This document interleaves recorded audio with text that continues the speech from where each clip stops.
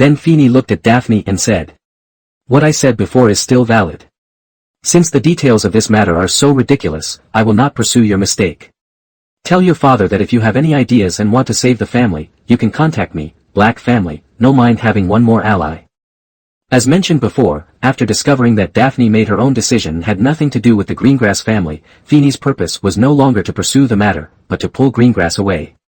Come to Blake's side, so no matter what the reason for this incident is, he will say something like this. When she heard this, Daphne's face, which was not very good to begin with, became even worse, because Feeny's words undoubtedly meant that she was not taken into consideration. This was a kind of disgrace to the proud eldest lady of the Greengrass family. Insult. Compared with Daphne, Pansy's face cannot be described as ugly. She was lying there as if her body and soul were destroyed. The word stall may not be accurate, because she was still standing, but that kind of loss some looks of hope are indeed too obvious. She really didn't expect that the person in front of her who she thought had bullied Draco and Daphne was the heir to the Black family. As mentioned before, the Parkinson family is not ranked at all in the eyes of most Presbyterian sworn families. In fact, many families look down on this obviously ugly family, but they try to strengthen their own strength through marriage. As long as the women in your family are better looking, maybe they won't look down on her like this. However, with the appearance of this poodle, they will never marry to support the Parkinson family. Looking at the ashen-faced Pansy and Daphne, who stood motionless as if she had lost all hope, Finny shook his head disdainfully, said hello to Draco and the quiet Astoria beside him, and then left their box. Not long after he left the box, the arrival notice sounded on the train. The train will arrive at Hogwarts in 5 minutes. Please leave your luggage on the train and we will take you to school. This is the voice of the house elves at Hogwarts. Except for some of the staff on the Hogwarts Express, they are also here all the time. They are responsible for cleaning up the environment, providing food, and other services. Of course, these services are more for the train crew and some adult wizards who take this train to Hogsmeade. At least Feeny hadn't seen them on the train. The train slowed down and finally stopped. The entire train was filled with almost all the young wizards from the 7 grades and 4 houses of Hogwarts, as well as some professors who were taking the train back to school. There were so many people, and the little wizards were pushing and shoving, and they rushed to the car door and headed to the dark and smiling platform outside. Unlike most people, Feeny, George, Fred, Lee and Angelina are still in the box, just like when Feeny came to Hogwarts in the first year, waiting for the others. After the little wizards left the train, they got off easily. After stepping out of the train, several people felt a chill. "Let's go faster," Angelina said. Several other people also agreed with this, and they accelerated their pace and walked along a rough and muddy path next to the station towards the gate in front. There were many carriages parked there, from the 2nd to 7th years of Hogwarts. Students will ride these carriages to Hogwarts Castle. Feeny could clearly see those creepy, skinny thestrals with dragon-like heads pulling carriages. This kind of creature has always had a bad reputation in the magical world, because only those who truly understand death to be able to see them. Feeny and the others got into a carriage, and after closing the door, thestrals would pull the carriage staggering forward. From the outside, these carriages look like they can only carry about 4 people, but when you actually get up, you will find that they can definitely carry more than 4 people. The magic of magic is fully reflected. The only bad thing may be the smell in the carriage, which is a faint musty and straw smell. This is because these carriages may only be used a few times a year and are parked for a long time. If it hadn't been for Harry's enrollment this year, Feeny would never have taken the Hogwarts Express and spent a whole day coming to Hogwarts. The carriage slowly passed the gate of Hogwarts. This gate was rarely seen, at least this was the first time Feeny had seen it. Before he came to Hogwarts, he had to either cross the river or let Puff take him and apparate. Now that I see this gate for the first time, I can feel how extraordinary it is. The 2 gates are made of iron. There are stone pillars on both sides of the door. At the top of the pillars are 2 wild boars with wings. I don't know why the wild boar has wings. Finny has never heard of such a magical creature in the magical world. After passing the gate, there was an upward slope. As the carriage staggered in, everyone in the carriage could see the turrets and castle of Hogwarts getting closer and closer. Finally, the carriage stopped, and several people walked into the Hogwarts auditorium, waiting for the annual freshman entrance ceremony. That is, the sorting ceremony. After waiting for a while, ghosts from various colleges floated in from outside the auditorium. Feeny knew that the freshmen had arrived. Sure enough, after a while, Professor McGonagall led many freshmen in. The number of freshmen in this class was slightly more than the previous 2 classes. However, it was only a little. The number of young wizards in the British magical world was constantly increasing. Decreasing, even though a large number of Muggle wizards enter every year, it is still decreasing. Feeney sat on the long Slytherin table and looked at the group of freshmen. Soon he saw his little nephew and his little nephew. Draco still looked proud, as if he was showing off that his father was the director of Hogwarts. Harry, on the other hand, was a little nervous. Perhaps, he was still afraid that this was all just a dream. As always, Professor McGonagall placed the sorting hat on the four-legged stool and presided over the sorting ceremony. Following Professor McGonagall's actions, the auditorium fell silent. You know, the sorting hat looks forward to singing at the sorting ceremony every year. Sure enough, the sorting hat opened his mouth and sang loudly. You may think I'm not pretty. But never judge a book by its appearance. If you can find a prettier hat than mine, I could eat myself. Come wear me. Don't be afraid. Don't panic. In my hands, although I don't even have a hand, you are absolutely safe. Because I am a thinking magic hat. Sorting Song in 1991. You may think I'm not pretty. But never judge a book by its appearance. If you can find a prettier hat than mine, I could eat myself. You can make your bowler hat black and shiny. Make your top hat smooth and crisp. I am the magic hat used for testing at Hogwarts. Naturally, it is superior to your hat. Any hidden thoughts in your mind? No one can escape the magic hat's golden eyes. Put it on and give it a try and I'll tell you. Which college should you be assigned to? You may belong to Gryffindor. There is courage buried deep in my heart. Their courage and boldness. To make Gryffindor outstanding. You may be a Hufflepuff. The people there are honest and loyal. Hufflepuff students are stoic and honest. Not afraid of hard work. If you are smart, maybe into the wise old Ravenclaw. Those who are wise and knowledgeable. There they will always meet their comrades. Maybe you'll go to Slytherin. Maybe you can make sincere friends here. But those cunning and insidious people will use any means to achieve their goals. Come wear me. Don't be afraid. Don't panic. In my hands, even though I don't have a hand, you are absolutely safe. Because I am a thinking magic hat. Just like the sorting hat looks forward to this day of sorting ceremony every year, he prepares a new song every year. After all, it has a whole year to prepare. However, this time after the sorting hat finished singing, he bowed to the long tables of the four houses. This was something that Feeney did not expect. As the applause of the crowd disappeared, Professor McGonagall began to sort the houses. Just like in the original book, Hannah is the ironclad, Hufflepuff is the ironclad. But there are differences. I don't know if Feeney's words on the train played a role, or if Hermione made some changes on her own. In short, she was sorted into Ravenclaw instead of the original Gryffindor. As in the original work, Draco was sorted into Slytherin without the sorting hat taking up his hair. However, unlike the original work, this time he was not by Pansy's side. After all, on the train, Finney had already the Parkinson's family's plan was revealed, and Draco also understood that this little girl who was very kind to him had plotted against him, so naturally he would not get close to her anymore. He chose to sit next to Feeney. Compared with other unfamiliar people, Draco, this person, my nominal and actual uncle, is better, at least he will not plot against me. Seeing Draco sitting next to him, Feeney just shook his head and said nothing more. You know, on the long Slytherin table, apart from the space at the front for the new students, there is still room around Finney. Although Finney will no longer be targeted and ostracized by other young wizards in Slytherin, their fear of him still exists. Therefore, Draco being by his side makes many young wizards who do not understand the situation they felt a moment of shock, but fortunately some young wizards who knew the relationship between Black and the Malfoy family gave them some information, and then they calmed down. Harry is still Gryffindor. Even if he wants to go to other houses, Dumbledore will not allow it. After all, Gryffindor is the best house under his control, and it is also the quality he most hopes for Harry to acquire, bravery.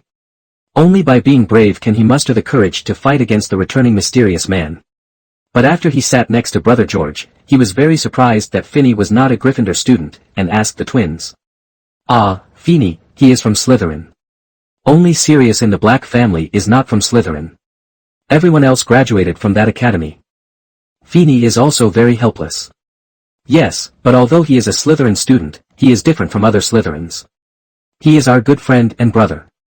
Looking at the twins talking to each other, Harry was still very confused and didn't quite understand the reason. But Ron, who was sitting next to him and holding a chicken leg in one hand, gave the answer. Finney saved George and Fred when he was in first grade, so he has some connections with our family. Moreover, our mother is related to the Black family. It seems that Finney should call our mother cousin. It's not very clear. Dinner went quickly, and as the desserts disappeared from the table, Dumbledore stood up.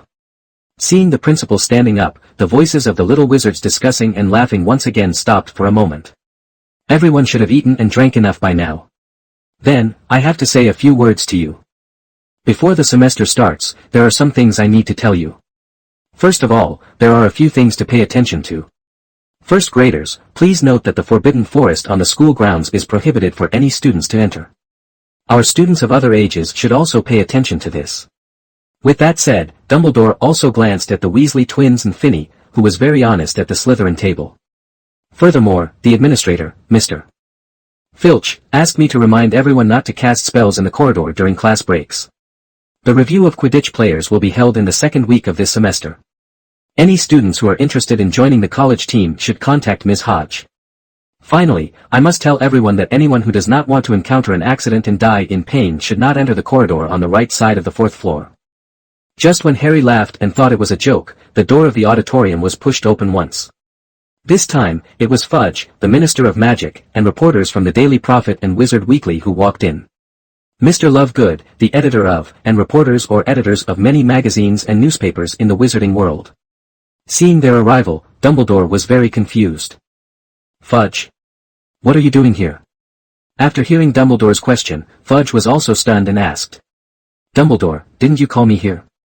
You said you had something very serious that you wanted to tell me. Dumbledore was also stunned, looked at Lovegood and the others, and asked. So what's your purpose here? I don't think there will be any news happening at Hogwarts today. Lovegood spoke. Well, I was informed by Mr. Black. He said there was something that needed to be reported in my magazine. Me too. And I. At this time, both Dumbledore and Fudge understood what was going on. Dumbledore looked at Finney, and the young wizards from other colleges also looked over in confusion. Finney wiped his mouth very calmly at this time, stood up from the long table, walked to Dumbledore in front, took out his wand and pointed it at his neck. The sound is loud. Everyone, please don't go back to your public rooms yet. I have something here that most people in the magic world need to know and bear witness to. After saying that, he ignored Fudge, whose face changed slightly, and snapped his fingers. Puff immediately appeared beside him with his box. Puff, bring that person out. Finney gave a casual order and looked at the others and told them about Sirius, Peter Pettigrew, and the Potters. Fudge was naturally unwilling to believe it and retorted. Why do you say that? Everyone knows that the Potter's secret keeper is at Sirius. This is not something you can just cover up with a few random words. Finney looked at Fudge with interest and said. If I really didn't have evidence, would I tell you, so many reporters, and say such things in front of Dumbledore, and most of the family heirs in the wizarding world? Professor Snape, know you have the truth serum, and for the truth of Lily's death, I think you should take it out. Snape's face changed. He didn't know why Finney called Lily senior sister, nor did he know why Finney knew about him and Lily, but he still took the truth serum out of his robe. For you. Finney smiled and took the Veritaserum. At this time, Puff also pulled Pettigrew out of the box. The moment he saw Pettigrew, Snape's face became very ugly, Fudge looked panicked, Dumbledore had a trace of amusement on his face, and many reporters smelled big news. No, that's impossible. Fudge said in a panic. But Finney ignored him, and instead waved his wand, tied Peter Pettigrew to a chair, and drank the Veritaserum. Who are you? Peter Pettigrew. How did you betray the Potter family back then? Afterwards, Peter Pettigrew told everything about how he betrayed the Potters, framed Sirius, and hid in the Weasley family.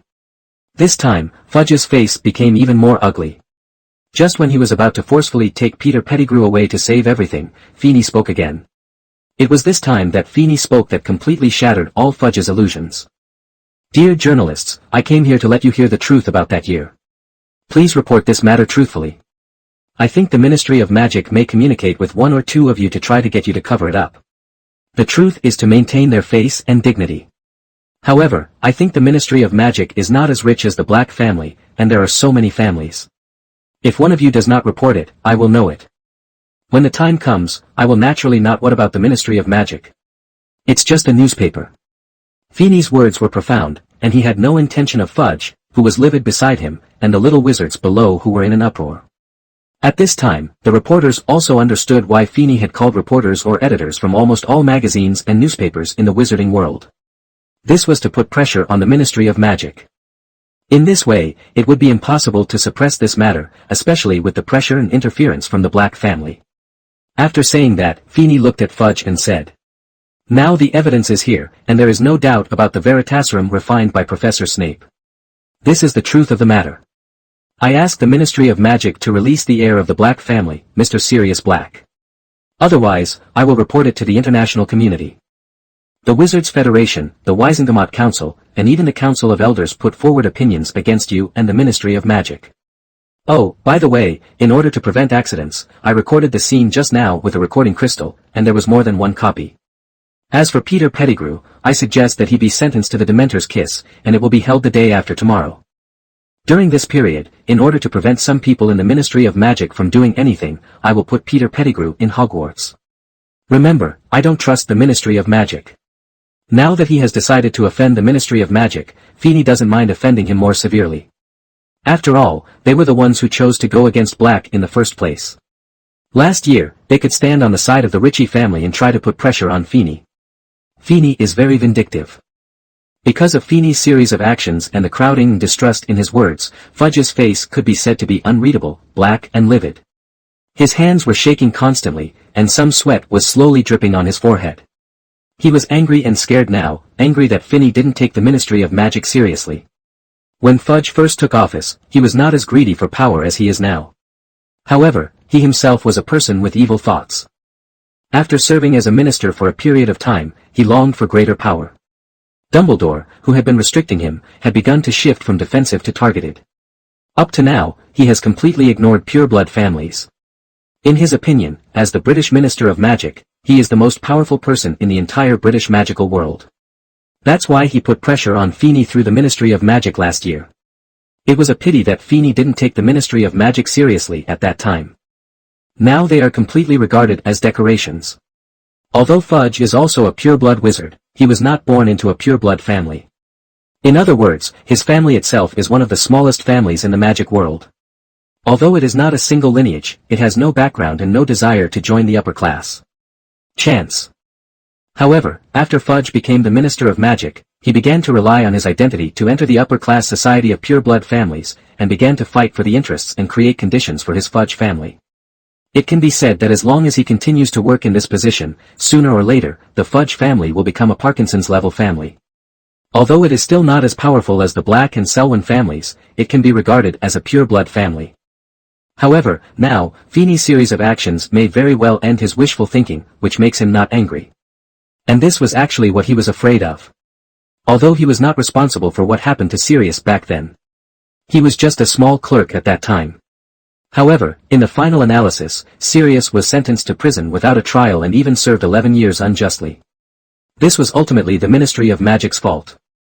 Once the Pettigrew incident comes out, the prestige of the Ministry of Magic will take an unprecedented hit, not to mention that Feeney bluntly stated in front of all reporters that he could not trust the Ministry of Magic, and even directly applied for an execution of no less than the death penalty for Peter Pettigrew. The Dementor's Kiss is all about the incompetence of the Ministry of Magic. You know, once a big change happens in the Ministry of Magic, the first one to step down must be him, the Minister. He hasn't enjoyed the convenience brought to him by the Minister of Magic enough. Feeney's words are not a good thing for Fudge, but for many reporters, it is another matter. After all, Peter Pettigrew is not dead, and he is still the real murderer. The Ministry of Magic wronged the heir of the Black family, the top family in the magic world, and awarded Peter Pettigrew a first-class medal of the Order of Merlin. This is definitely a big news, and it can even change the current situation of the magic world. Not to mention that Feeney's contempt and rejection of the Ministry of Magic are even more vivid, without any concealment, which is even a big news. They even thought of the title, Shock. The secret between Fudge and Black must be told. The heir of a big family was imprisoned for no reason. Is this the decline of human nature or the distortion of morality? What did the Ministry of Magic do to make Black publicly express that he no longer trusts it? Thinking this way, the magic cameras in their hands continued to flash, recording the appearance of Peter Pettigrew, Feeney, Dumbledore, and Fudge, who looked grim at the moment. You know, Finney just said that the matter of Peter Pettigrew will be reported tomorrow, and there are so many reporters, and the Ministry of Magic has no way to intervene. If any one of them does not report it, it means openly opposing the Black family. Under such threats and inducements, how could many reporters not take notes seriously? For this, Mr. Lovegood, the editor-in-chief of The Quibbler, who has a certain friendship with Finney, was very excited. His magazine itself has many articles targeting the Ministry of Magic. He was still thinking about how to edit it next. Today, Finney gave him such a big gift. Unlike other newspapers that describe the matter itself, Lovegood prefers to dig deep into the deeper meaning of the matter, and he does not mind putting the blame on Fudge, the Minister of Magic. For example, his view that the minister used the excuse of sending the Black family heir to Azkaban in exchange for the support of other families will definitely be very attractive. Of course, as always, the Quibbler may still be seen as a joke by others. After all, 11 years ago, Fudge was just a small clerk in the Ministry of Magic who could not even speak. The news about Peter Pettigrew directly suppressed the news of the savior Harry Potter's return to the wizarding world. After all, compared to a child, everyone is more willing to see the various conspiracies and secrets of the wizarding world. Dumbledore saw that Finney had almost dealt with the matter, so he waved his hand to signal Professor McGonagall to take the little wizards from various colleges back to their respective college common rooms, and he looked at Fudge and Finney and said with a smile, "Now that everything is handled, why don't we go to my office for a cup of tea? I have some newly arrived cockroaches there, maybe you will like them." What Fudge heard was that Dumbledore was going to put pressure on him for Finney, and he snorted coldly. "The Ministry of Magic still has a lot of things to deal with tonight, so I won't stay in Hogwarts any longer, goodbye." After saying that, he turned and left. He didn't want to deal with Peter Pettigrew and Sirius right now, but he had to deal with it. Finney pushed the Ministry of Magic to this point just to make them release Sirius, and at the fastest speed. So, he was anxious to return to the Ministry of Magic because of this matter. In fact, Lovegood's guess was not completely wrong. Furchi did have some deals with other pureblood families, such as locking Sirius Black in Azkaban forever, and even looking for an opportunity to kill him there, in exchange for the support of other families. If Finney knew about this, he would definitely shout that the enemy's heart to destroy us is not dead. In fact, the purpose of those pureblood families can be easily guessed.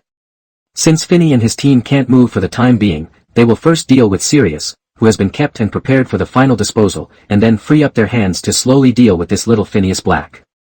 Unfortunately, Finney's current actions have made their plans come to nothing. Fudge went back anxiously to discuss with them what to do next. The release of Sirius was inevitable, and the Ministry of Magic even needed to release him tomorrow.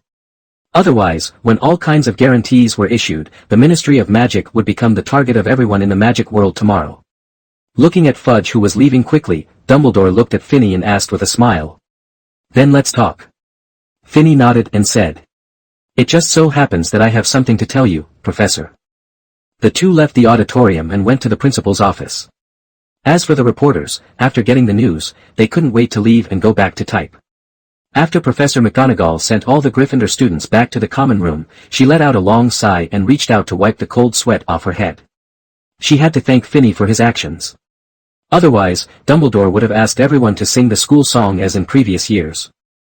That chorus without a tune, where everyone randomly chose a tune, was definitely not pleasant to listen to, and it was not even unpleasant to listen to. It was already a disaster and torture. And all professors had the same view on this point, except Dumbledore. He liked this part very much. But fortunately, Finney's actions this year made him forget about it. Fortunately, otherwise he would lose his hair again. Thinking of this, Professor McGonagall decided to go back to his office to eat a can of canned fish. The sight returned to Finney again.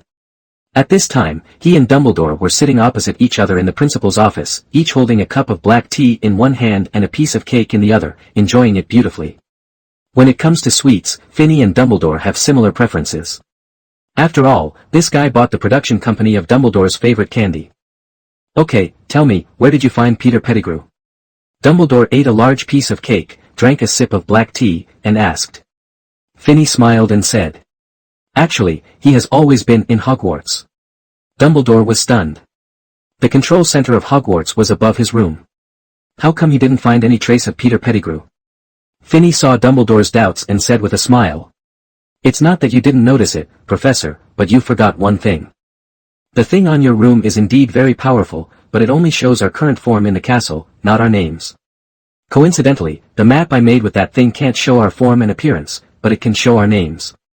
Dumbledore was stunned, and then he reacted. Yes, although the control center has the ability to recognize names, it usually shows the current appearance in the castle.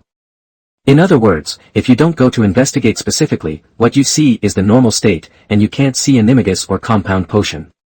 So he is an animagus? Finney nodded and said. Well, the notebook that Sirius left at home recorded that they all practiced this magic, and also recorded some practice experience of this magic, as well as some secret methods of the Potter family, which can quickly practice this magic. Dumbledore nodded. He had heard about this matter. The Potter family left behind a lot of good things. Then you gave Peter Pettigrew to me instead of the Ministry of Magic. Is it not just because the Ministry of Magic trusts you? Finney nodded and replied. It must be because you don't trust Fudge. There are many ways to get people out of Azkaban. At least I can do a few things. When Dumbledore heard this, he looked at Finney with interest and asked. Oh. Tell me. Finney smiled and said. First bring 2 compound potions and 1 person into Azkaban to visit Sirius. Then the person brought in becomes Sirius, and Sirius becomes the person brought in, and then comes out. However, the person brought in that person needs to die when the compound potion has no effect. After being buried by those Ministry of Magic, there will be no loopholes. Or, turn into an animagus. I have researched that Dementors are only interested in humans. Even centaurs will not be attacked by them, let alone animals. Dumbledore's eyes lit up. He knew what Finney meant, and he also understood why Finney insisted on letting Peter Pettigrew be imprisoned in Azkaban after being kissed by a Dementor, because only in this way, he would never possibility of escape. Finney smiled and said. Okay, Professor, let's get down to business. In the end, the Pettigrew matter has almost been resolved. Dumbledore looked at Finney and asked. So, what do you want to tell me? Finney smiled and said. Well, I promised you to tell you the location of a Horcrux every year. The agreement just signed last year is not considered 1 year. However, I should still tell you 1, plus this year's, a total of 2, so just let's tell you together. When Dumbledore heard this, he no longer smiled, but looked at Finney seriously, waiting for his next words. Professor, do you have the Potter family's invisibility cloak with you? Dumbledore was stunned for a moment and looked at Finney with meaningful eyes. Finney waved his hand and said. It's not difficult to guess. I still know part of the history of the Potter family. After arranging their family tree, I can discover the relationship between them and the original 3 brothers. And coincidentally, I know the relationship between the other 2 brothers. Who are the descendants, so they can naturally guess the invisibility cloak. When the Potters died, no one discovered the invisibility cloak, so I guess they should be teaching you. Dumbledore nodded and said. Yeah, I borrowed it before they got into trouble. I originally wanted to study this thing and help them find a better way to hide. But, oh. Finney shook his head and said. In this case, Professor, you have 2 Deathly Hallows in your hand, the Elder Wand obtained from Grindelwald, and the Potter family's invisibility cloak. Then, I will tell you the location of the last one. Dumbledore was stunned, wasn't he talking about Horcruxes? Why are you talking about the Deathly Hallows? Wait, he realized something and looked at Finney. You mean, Tom, he made the Resurrection Stone into the Deathly Hallows? Finney laughed, nodded and said. Yes, when I found out about this matter, I had the same expression. Thinking about it, he didn't know that the Deathly Hallows was real. Maybe, he didn't know that the ring was the Resurrection Stone in the Deathly Hallows. Ring. Yes, the Gaunt family's ring, like the Snakewood wand and the pendant, is regarded as a relic of Slytherin, but in fact it is something left by another ancestor of the Gaunt family, and it is the same as Slytherin's. Lynn has almost no relationship. Where is it now? Still in the old Gaunt house, your student may think that a ring in an abandoned ruins will not be cared about by others, which is the safest way to store it. Dumbledore nodded and stood up to find it, but was stopped by Finney. Wait a minute, Professor, that ring must have been cursed by a mysterious person, so you have to resist the temptation. Your sister's matter is not particularly difficult to find out in the magic world, so the Resurrection Stone is more tempting to you than other deaths. The Hallows are more powerful. The other Horcrux is Ravenclaw's diadem. It's in the room of requirement. Just go get it yourself later. Dumbledore nodded, looked at Finney and asked. So, what do you want? Finney smiled and said. It's very simple. After I get rid of the soul on the Resurrection Stone, I hope to study the Deathly Hallows for a while, including the Professor's Elder Wand. I know that you also have a wand of your own, which is inside the ring. Dumbledore nodded. Okay, then you should go back to bed now. Facing Dumbledore, who was now trying to burn bridges, Feeney suddenly felt a little funny and helpless. In fact, if possible, Feeney really didn't want to tell him the location of the Resurrection Stone at this time. Feeney knew very well how powerful the temptation of the Resurrection Stone was for Dumbledore, who felt guilty and wanted only a pair of woolen socks as a Christmas gift, and who longed for family affection. This does not mean that Dumbledore can block it if he knows whether there is a curse on the ring. Dumbledore, a legendary wizard, one of the only legendary wizards in the wizarding world today, how could he not see the curse on the ring? However, in the original book, he still could not resist the temptation. Wearing that ring on your hand will cause your name to be worried and your strength to be damaged. In the end, after obtaining the fake pendant box, he was willing to die in exchange for hope in the future. Dumbledore's survival is the most beneficial thing for Finney at this time. After all, the great wizards and legendary wizards of the Black family who have lived in seclusion have long since stopped interfering in the affairs of the magical world, and their daily needs are also covered. The Presbyterian Church did not provide much assistance to Feeney. But Dumbledore is different. He is not a member of the Presbyterian Church, nor does he have any so-called factional differences. He and Finney also have an unbreakable oath. However, the only Horcrux that can be found now is the Malfoy family diary. Malfoy will send this thing to Hogwarts next year. It is also the key for Finney to open the Slytherin Chamber of Secrets. Naturally, he can't tell it now. Hufflepuff's gold cup is in the Lestrange vault. This Horcrux can be provided to Dumbledore, but Finney is also interested in other things in the vault. Moreover, compared with this Horcrux that is sure to not disappear and move in Gringotts, the ring hidden in the Gaunt family's old house is the most likely to have accidents. In 2 years, the mysterious man will be resurrected and find that most of his Horcruxes have been destroyed. It is not impossible to take the ring back. Finally, there are the Snake Nagini and Harry. These 2 Horcruxes can be confirmed to be the last 2 to tell Dumbledore. Even at this time, it is not certain whether Nagini is a Horcrux, so naturally it can't be said now. In summary, Finney can only choose to take the risk and provide this Resurrection Stone ring that is most likely to have accidents and needs to be taken back at this time. Moreover, after Christmas this year, the invisibility cloak will be returned to Harry by Dumbledore. This is the best time to study the Deathly Hallows. Last year, the incident between Nott and Rich made Feeney very interested in the existence of God and the things hidden by the Presbyterian Church. However, the Presbyterians in the family were unwilling to tell Feeney anything. Maybe this was them. The price of joining the Presbyterian Church is not to tell your juniors about God. In fact, Feeney was very sure that the Black family and the books obtained from the Flint family did not contain any records or descriptions about God. The Deathly Hallows is the most accessible divine item to him at this time. Thinking of this, Feeney suddenly remembered the mission about revenge against vampires. Puff. Master. Puff returned to Feeney during last year's vacation. In the end, he still couldn't stop Pandora from conducting the experiment. Although the final tragedy did not happen because of Puff's existence, Pandora was still alive. However, in the future, he could only sit in a wheelchair and lost his ability to cast spells. Puff, how are things going with Lisa? Feeney shook his head to put aside all the things about that weird little girl in his mind, and asked Puff. Lisa's thing is naturally to take revenge on the vampire clan. Last Christmas, the werewolf troops under the Black family began to retaliate against the vampire clan. Feeney went to one of their bases with Lisa and others, and even killed a large number of high-level vampires were brought in to attack. However, such actions only brought the progress of the mission to about 50%. Because of Black's crazy revenge, the innovative faction of the vampire family who are hostile to Feeney have gone into hiding. Even the conservative vampires are now hiding from the Black family's sphere of influence. This allows Feeney's men to search for vampires. There has been considerable resistance to tasks and progress. Fortunately, the vampire issue is not just a matter for the Black family. Other pureblood families were angry at these disgusting creatures trying to wage war against wizards. Not only did they not hinder Black's people when they performed their tasks, instead, it provided some help.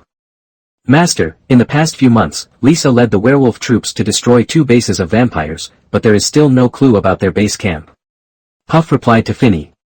For these house elves that Feeney has trained and cultivated since childhood, except for the Black family, other wizards are not within the scope of their respect, and their attitudes are naturally not very good. Feeney nodded. It seemed that this mission was not over yet to receive rewards. After all, when he first analyzed this mission, he had already determined that this mission would eventually lead to obtaining an artifact or a way to become a god.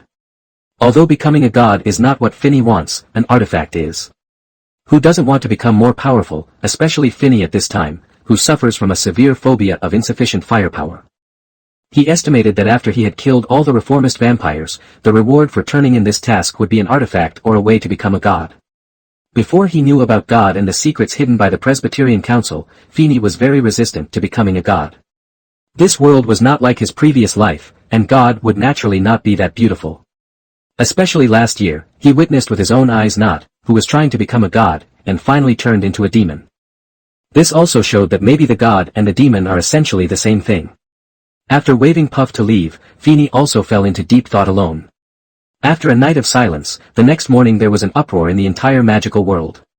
Because of the Black family's money offensive, many wizarding newspapers and magazines, this issue was given away completely for free.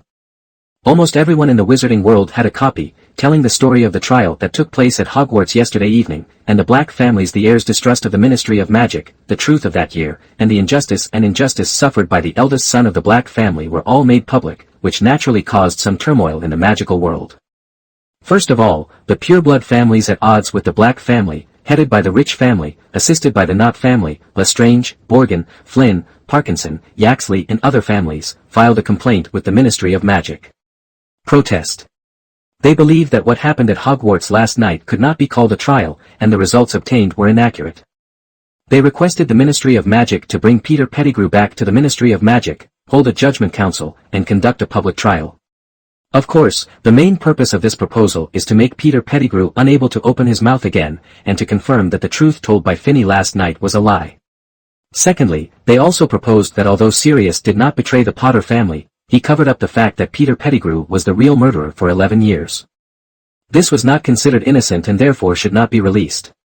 These two views began to spread in the Ministry of Magic with the power of pureblood families, and some wizards who did not know the truth hesitated and chose to support it. Seeing that things were developing in the direction they wanted, Blake's side or his allies, the Selwyn family and its factions provided a new explanation. Sirius Black did not go to trial that year, but was directly imprisoned. The Ministry of Magic did not give him a chance to reveal the fact that he was not the one who betrayed the Potters, and that the murderer was Peter Pettigrew. The Ministry of Magic was just blind. They wanted to identify the real murderer, establish a hero, and then solve all the chaos. Therefore, the one who was guilty and wrong in this matter was not Sirius Black, but the Minister of Magic and law enforcement officers at the time. Secondly, under the witness of Dumbledore, with the Veritasrum personally refined and provided by Potions Master Severus Snape as a tool, all the clues obtained are true and effective, and there is no need to conduct it again. Trial, and to prevent any accidents, they proposed the death penalty for Peter Pettigrew and demanded the immediate release of the innocent Sirius Black. In short, in the next few days, there were many debates in the wizarding world about Peter Pettigrew and Sirius. In the end, Finney's side gained more support from the public. Under the pressure of the people, the Ministry of Magic transferred Sirius Black to he was acquitted, and Peter Pettigrew, who was still imprisoned in Hogwarts, was imprisoned and given the Dementor's kiss and death. The former is performed in public, the latter at the death gate of the Department of Mysteries. Although the Ministry of Magic finally succumbed to the pressure of the Black Selwyn Department, which made the Rich Lestrange Department very dissatisfied, it also gained the support of the people in the magic world. Not only did it lose its reputation, he was hit and became depressed, but he was praised and promoted. For Fudge, this was a blessing among misfortunes. For Finney, he also felt that it was not as annoying as before. For Finney, Sirius's release was expected, without too many complicated emotions, but for Harry, it was different. After all, that was his godfather. On this day, Finney found Harry. Harry. Finney. At this time, Harry and Ron were playing chess in the auditorium and expressed confusion about Finney's arrival. Finney smiled and said, "Tomorrow is the day Sirius is released. I think you might want to pick him up." Harry's eyes lit up when he heard this. "Really? I mean, can I really go?" Finney smiled, nodded and said, "Of course, I think, for Sirius, rather than my brother picking him up, he wants you to be the first person he sees." Harry nodded quickly. "I'm going." Finney smiled and said, "Okay, I'll come find you during breakfast tomorrow morning. By the way, the climate in Azkaban is not very good, so remember to wear thicker clothes. It is very necessary to pick up Sirius. Finney has not forgotten his own house. Oh, no, it is the ancestral home of the Black family, number 12 Grimald Place, which is guarded by the Fidelity Charm. If Finney does not come, pick up Sirius, then Sirius will find that his home is gone after he is released from prison. Of course, Sirius actually had his own house, which he bought after he was expelled from the Black family and lived in the Potter family for a few years. Otherwise, it would be very awkward for him to stay in the Potter family after the Potters got married. It fits. The next morning, Harry put on his thick coat very early and went to the morning hall to wait for Feeney's arrival. It's not breakfast time yet, and the little wizards don't want to get up early in the morning, so there are almost no people in the auditorium. Harry sat alone at the Gryffindor table, reading the Defense Against the Dark Arts textbook. He liked this class better than other classes. Although Professor Quirrell, the professor of Defense Against the Dark Arts, was in a bad state during the class, he still taught a lot of useful knowledge. Unlike Harry, who had not slept well all night due to excitement, couldn't wait to see Sirius, and came to the Great Hall early in the morning. Finney's attitude toward Sirius' return was very bland. And his plainness also surprised many people who knew about it. You know, according to the news they got, there is no relationship between Finney and Sirius, and they have only met a few times. Not to mention, Sirius also has the power to inherit the Black family's property, and he is already an adult, and he is the eldest son. His return means that Finney will lose control of the Black family's property for a long time. Therefore, many pureblood families could not understand that Finney took the initiative to capture Peter Pettigrew and put pressure on the Ministry of Magic to release Sirius. However, this did not affect their intervention and stop Finney. Even if their efforts to stop it now have failed, it is still possible to take a look at the internal fighting within the Black family. It was around 7 o'clock, when some desserts had already appeared on the long table in the auditorium, and Finney came to the auditorium. Finney, you're finally here. When are we going to pick up Sirius and how are we going to get there? Harry asked excitedly when he saw Finney. Finney smiled and said, Don't worry, let's eat something first. As he said that, he didn't care that he and Harry were wizards from two houses. He sat directly on the long Gryffindor table, picked up a piece of pastry and put it into his mouth. Seeing this, although Harry was very anxious, he could only eat something obediently. However, Finney ate very slowly and carefully. Harry became a little impatient with the wait, so he wiped his mouth and stood up. Okay, let's get ready to go. Harry took a deep breath and said. Then let's leave quickly. With that said, Harry got up and walked towards the outside of the castle. Etc. Finney hurriedly took Harry's hand. No need to bother. Harry was very confused. Then how do we get there? In Harry's opinion, they were most likely the same as when they came. They should be taking some kind of transportation to the prison called Azkaban in front of them. Speaking of which, Harry had never even seen a prison in Muggle society. We are about to see the prison of the magical world. Finney smiled and said. Harry, don't forget, this is the magical world, we are all wizards, and wizards can do magic. As he spoke, he snapped his fingers, and Puff appeared next to him and greeted him respectfully. Master. This was the first time Harry had seen a house elf, so he felt very strange. Fortunately, as a child, Harry had a good ability to accept new things. He did not feel fear when he saw a house elf. Scared, no screaming. House elves are servants of wizards. Pureblood families usually have some. Puff was bought by me when I was young and has always been with me. She took us to the Ministry of Magic to pick up Sirius. As he said this, Finney thought about Harry's right hand and said. Hold on to me and don't let me go no matter what happens. Harry was very confused, but he still did as Finney said, tightly grabbing Finney's sleeve, while Finney held Puff's hand, and with a snap of Puff's fingers, he walked out of the room in a fit of dizziness. Leaving Hogwarts. Finally, under the leadership of Puff, the two came to a somewhat desolate path. Finney was used to apparating, so he didn't feel anything. However, Harry was worse. Finney still understands the feeling of the first apparition. At this time, Harry was squatting on the ground, vomiting continuously. Finney smiled, patted Harry's junior and said. You'll get used to it in the future. Apparition is just like this. It will be much easier if you cast it yourself or master it. After a long time, Harry finally recovered, raised his head and looked at Finney and asked. Is there no other way to travel in the magical world? Finney thought for a moment and said. Yes, there are. The ones that compare more closely are Apparition and Flufans. Speaking of which, the Black family still has some shares in Flufans. Flufan. Harry became even more confused. Finney nodded and explained. Compared to the magic of apparition, which is more difficult to master, flow powder is the most common way of travel in the magic world. Moving through the fireplace linked to the Flow network, well, I will take you to experience it when I have the opportunity in the future. Compared to apparition and Flow network movement are more comfortable, but you will get some dust on your body, which is not very neat. In fact, if you are alone outside and need to go somewhere, you can hold your wand high. A night bus will appear next to you in a short while, and it usually only takes a few knots or sickles to take you to where you want to go, but the feeling is also uncomfortable. There is also the port key, which is a very simple magical creation, but is strictly prohibited from private production by the Ministry of Magic. Of course, as long as they don't know about it, I will take you to try it one by one when I have the chance. Although Harry was still a little confused, he understood that the most important thing at this time was to pick up his unmasked godfather. Harry then took some time to observe his surroundings.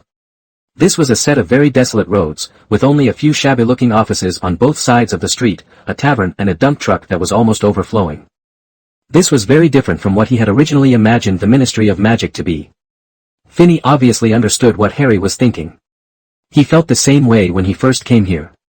He took Harry to a dilapidated red phone booth and said, "Here we are, this is the guest entrance. Ron, his father and the others take another route to work. Okay, go in, Harry." As he said that, he pulled Harry and squeezed into the small phone booth, then closed the door smoothly. Finney took the phone off the phone device through Harry. Harry said, Finney, I think it's broken." Finney smiled and said, "It doesn't matter, I'm not using it to make calls anyway. Speaking of which, the Muggle invention of the telephone is really great." As he said this, he did not stop moving his hands, turning the dial. Well, 62442. It should be this. As the number was dialed, a woman's cold voice sounded in the phone booth. The voice did not come from the phone, but was around the two of them, as if there was an invisible woman standing beside them. "Welcome to the Ministry of Magic, please state your name and what you are here to do." Finney said. "Well, young Phineas Black and Harry Potter are here to pick up Sirius Black from prison." The cold voice paused, as if he didn't expect Finney and Harry to arrive. After a moment, he said, "Okay, thank you. Guests, please pick up the badge and pin it on your clothes." The sound fell, followed by the sound of coins falling. Harry looked over at the sound and saw two coin-sized badges sliding out of the metal chute where coins were supposed to be put. On them were written, Finney and Ha. Lee's name, and what they came to do. Finney took the one with his name on it and pinned it to the front of his clothes. Seeing this, Harry followed suit. Then the phone booth began to tremble and sink to the ground. The sidewalk outside the glass grew higher and higher until the surrounding area was plunged into darkness and a harsh grinding sound sounded. About a minute later, a thin ray of light appeared at his feet, and the phone booth finally stopped. "It's still the same woman's voice just now. The Ministry of Magic hopes you have a good day." Finney smiled and said to Harry, "Although I don't like some of the Ministry of Magic's methods and principles, they still do a good job in preserving their reputation." As he spoke, he pushed open the phone booth door and took Harry out. What comes into view is a very long and resplendent corridor. The ground is a dark floor that is polished and reflective like a mirror. The peacock blue ceiling is inlaid with some mysterious and ever-changing runes. The walls on all four sides are also jet black, with dark wooden boards that reflect like mirrors, and inside are some fireplaces with gold rims. Just when Harry was surprised by all this, a burst of blue flame suddenly appeared in a fireplace, and then a male wizard walked out of the flame. With his appearance, some wizards gradually appeared in other fireplaces. Figure. That's the Flow network, that's how most wizards come to work at the Ministry of Magic. As he said that, he led Harry through the corridor and arrived at the Hall of the Ministry of Magic. In the middle of the Hall of the Ministry of Magic, there is a magic fountain. In the middle of the circular pool stands a group of huge golden statues. The tallest among them is a noble wizard, holding his wand high and pointing straight to the sky. Surrounded by a beautiful witch, centaurs, goblins, and house elves. The water column of the fountain gushes out from the tip of the wand, and the surrounding sculptures also have some water flowing out, making a tinkling sound. At the bottom of the fountain is engraved the following writing. All proceeds from the Magic Brothers fountain are donated to St. Mungo's Hospital for magical injuries and injuries. Seeing these words, Finney smiled disdainfully. Only part of the money was donated to the hospital, and the rest went into the hands of officials from various departments of the Ministry of Magic. It has always been the various pureblood families that have been donating money to the hospital. Well, this way, Harry. Finney took Harry in one of the directions, passed through a crowded crowd, and arrived at an office door with no one outside. "Ha, this is it," Feeney said with emotion, then opened the door and walked in. "Ha? Which one?" There were two young wizards in the office. They heard the movement of the door and subconsciously asked. Then he saw Feeney and Harry and stood up from his seat in a hurry. "Master Black, are you here to pick up your brother?" Feeney nodded. The families of the two wizards in front of him had a good relationship with the Black family. Therefore, the two of them could only stay in this department that handled miscellaneous matters, rather than being promoted along with Fudge. One of the wizards saw Feeney nodding and said hurriedly. "Sirius was picked up from Azkaban 2 days ago and is now in the Ministry of Magic." Hearing this, Feeney was stunned for a moment. He thought he was going to Azkaban with the staff of the Ministry of Magic to pick up Sirius according to normal procedures. He picked up Sirius. Sirius had been picked up before. It seems that this time the pressure on the Ministry of Magic is more serious and important than Feeney imagined. "How?" Feeney thought for a moment and asked. The wizard spoke up and said. "The main thing is that you know the environment in Azkaban. It is impossible for Sirius to live well in it. He is already skin and bones at this time. Coupled with your strong pressure this time, the Ministry of Magic will naturally pick him up in advance. Take a good rest to avoid irritating you." Feeney smiled disdainfully and asked. "Are they from those families?" The wizard nodded and said. "Of course it's them." Feeney shook his head, feeling a little funny. How could he still know what Azkaban was like? Not to mention, Sirius had been in there for 11 years, and even if he only stayed in there for a few days, he would lose twice as much weight when he came out.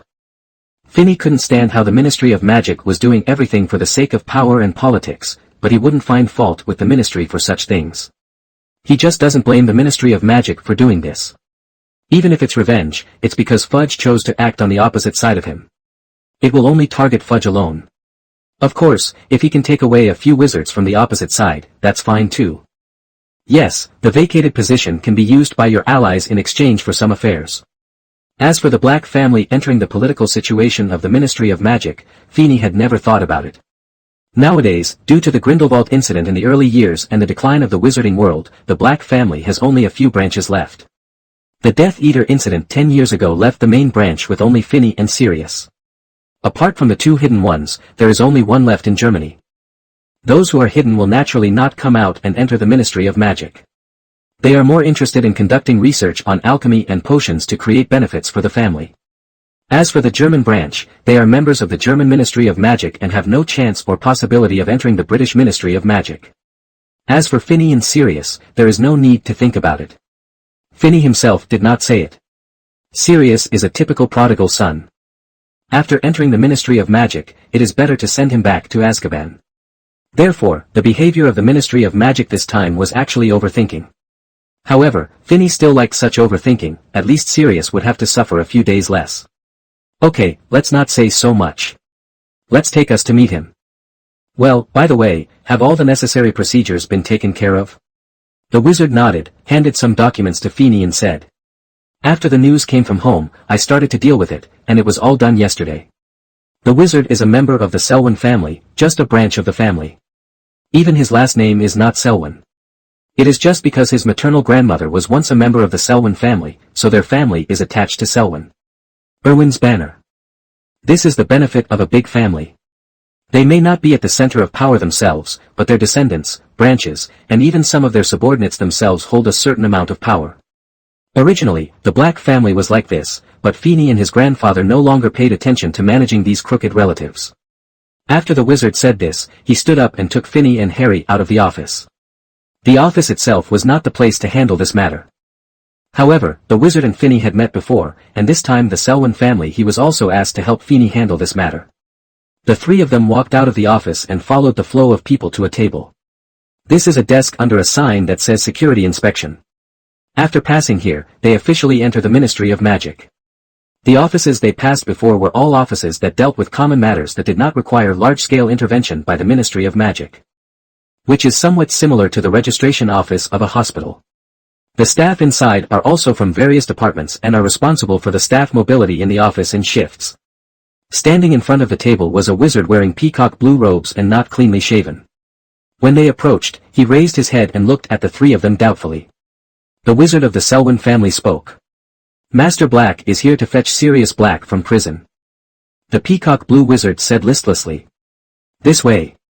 As he spoke, he raised a long, antenna-like metal rod and scanned it from top to bottom on Finny and Harry's chests.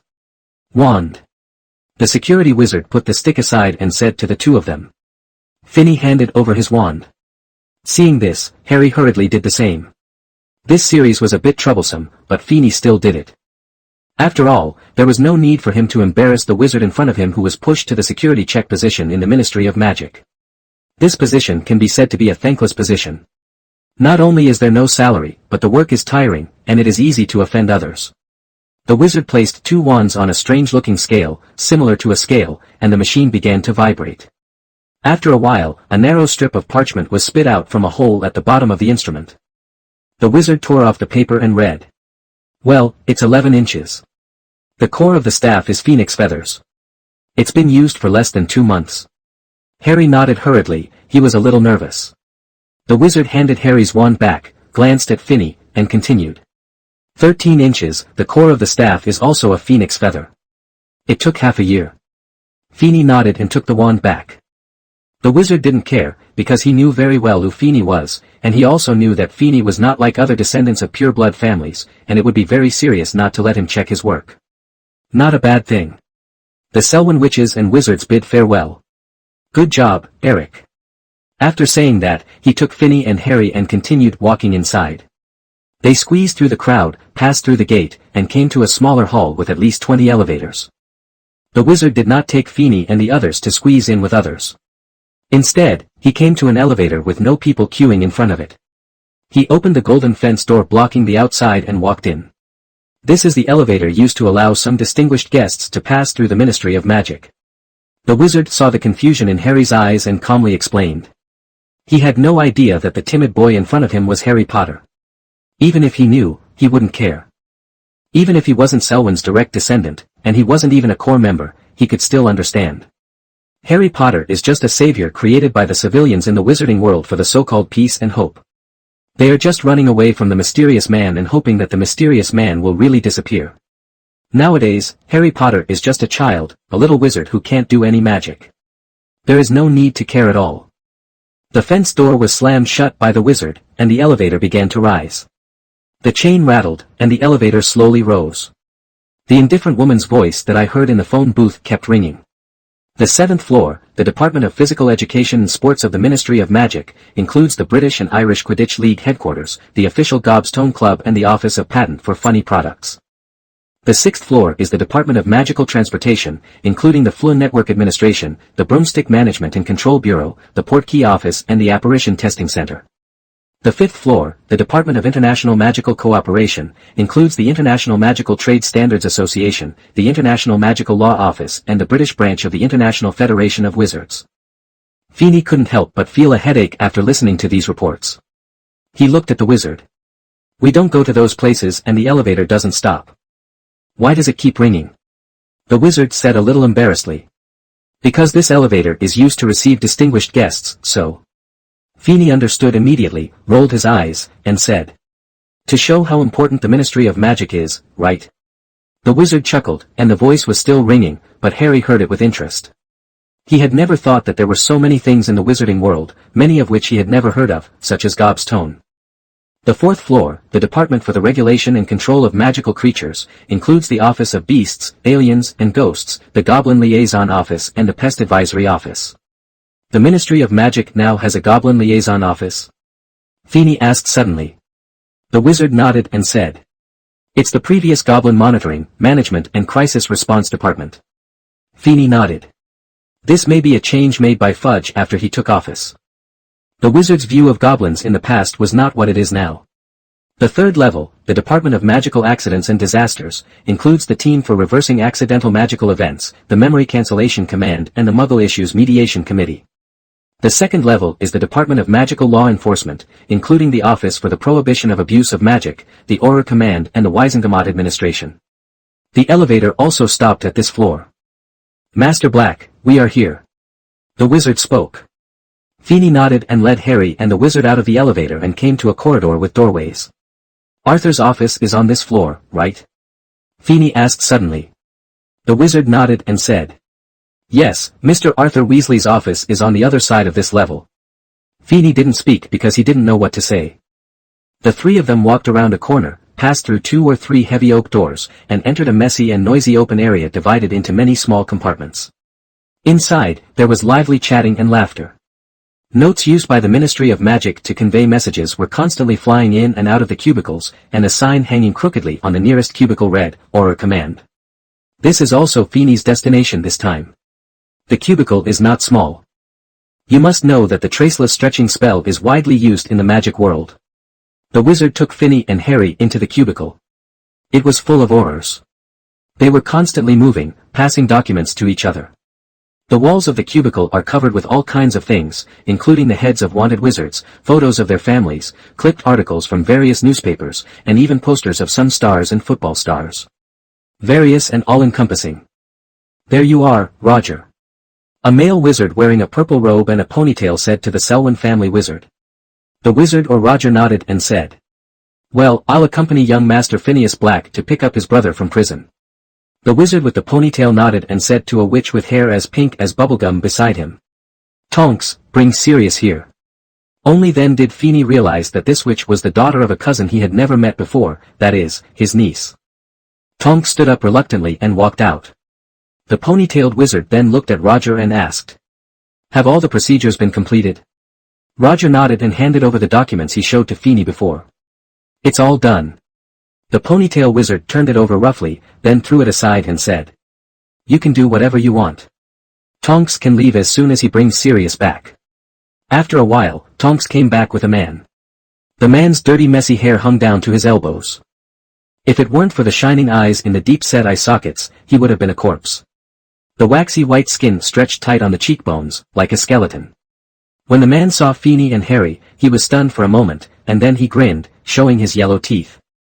Feeney frowned when he saw this and said, "You'd better stop laughing. You look really bad now. Maybe your mother will be very happy to see you look like this." The man was Sirius Black, Finney's eldest brother, who had been imprisoned in Azkaban for 11 years. Finney stretched out his hand. "Little Phineas Black, I think you should know me." Sirius nodded, followed Finney's words and stopped laughing. He didn't care about Finney's previous words. He just looked at Harry, opened his mouth, and wanted to ask something, but was interrupted by Finney. "Okay, I know what you are going to say. Let's go back and talk about it first. Today is still long." The three walked out of the Ministry of Magic, stood on the street, and were led by Puff to Grimald Place. Sirius looked at the building in front of him with confusion. He remembered that his home was here, but he couldn't find the house. Harry also stood there in confusion, wondering what Feeney was bringing them here for. Feeney didn't say anything, just handed a piece of paper to the two of them. The note read, "Grimald Place, number 12. The two of them read the note and looked at the building in front of them, and saw the hidden house number 12. Feeney took the two of them into the house. Looking at the house that had been changed and brightened, Sirius felt a little emotional. He looked at Feeney and asked, "Is that the red bold loyalty curse?" Feeney nodded and said, "Yes, the secret keeper is myself. Although there are certain risks, it is very safe.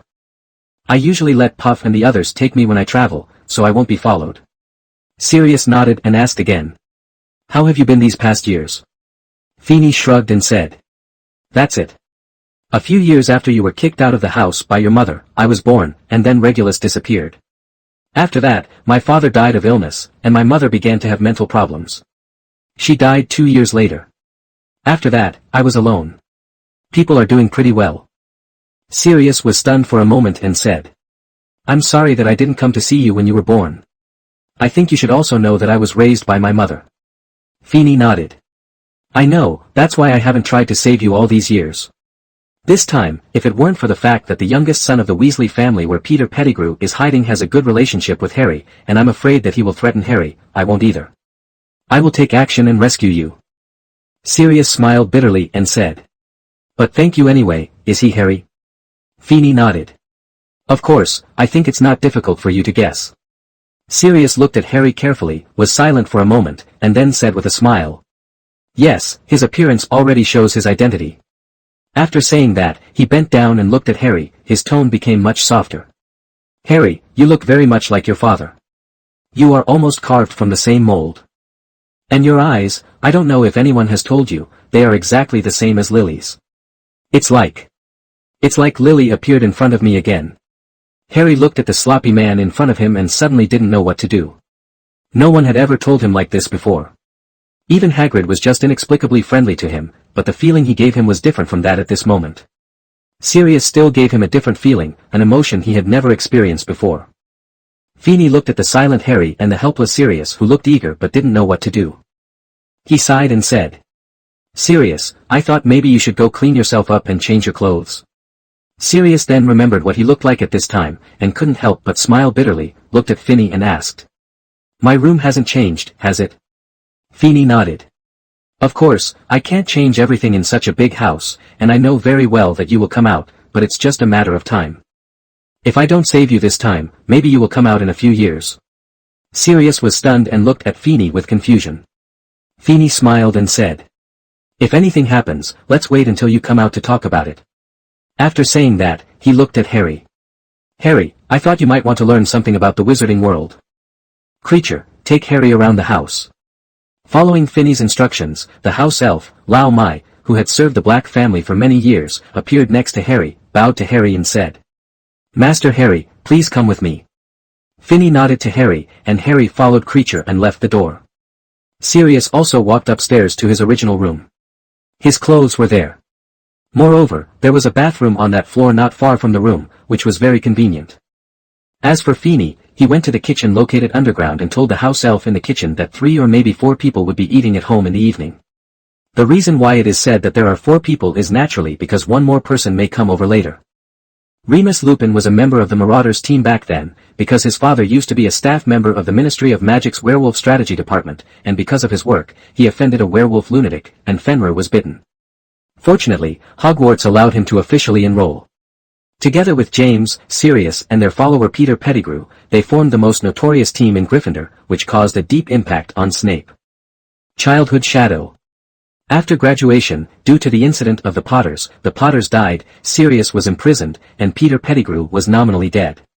He was lonely and helpless, and because of his werewolf status, his life was very difficult. When Feeney realized that he wanted to cultivate a werewolf fighting team, he found him and brought him into the Black family. Now that Sirius is out of prison, I think he must be very happy, so after Puff sent them back, they went to find him. With Puff's leadership, even if the house has the loyalty charm, he can come in, just come in directly, that's it. Of course, Lu Ping may not come over, for various reasons, who knows. Whether he comes or not will not affect tonight's dinner. To a certain extent, it is the dinner of the dinner. After a while, Harry, who looked excited, and Sirius, who looked melancholy and still nostalgic, came to the restaurant one after another. At this time, Feeney had been waiting in the restaurant for a long time. When he saw the 2 people arriving, he smiled and said, "Let's do it all." In recent years, there haven't been many elders in the family, so naturally there aren't so many rules.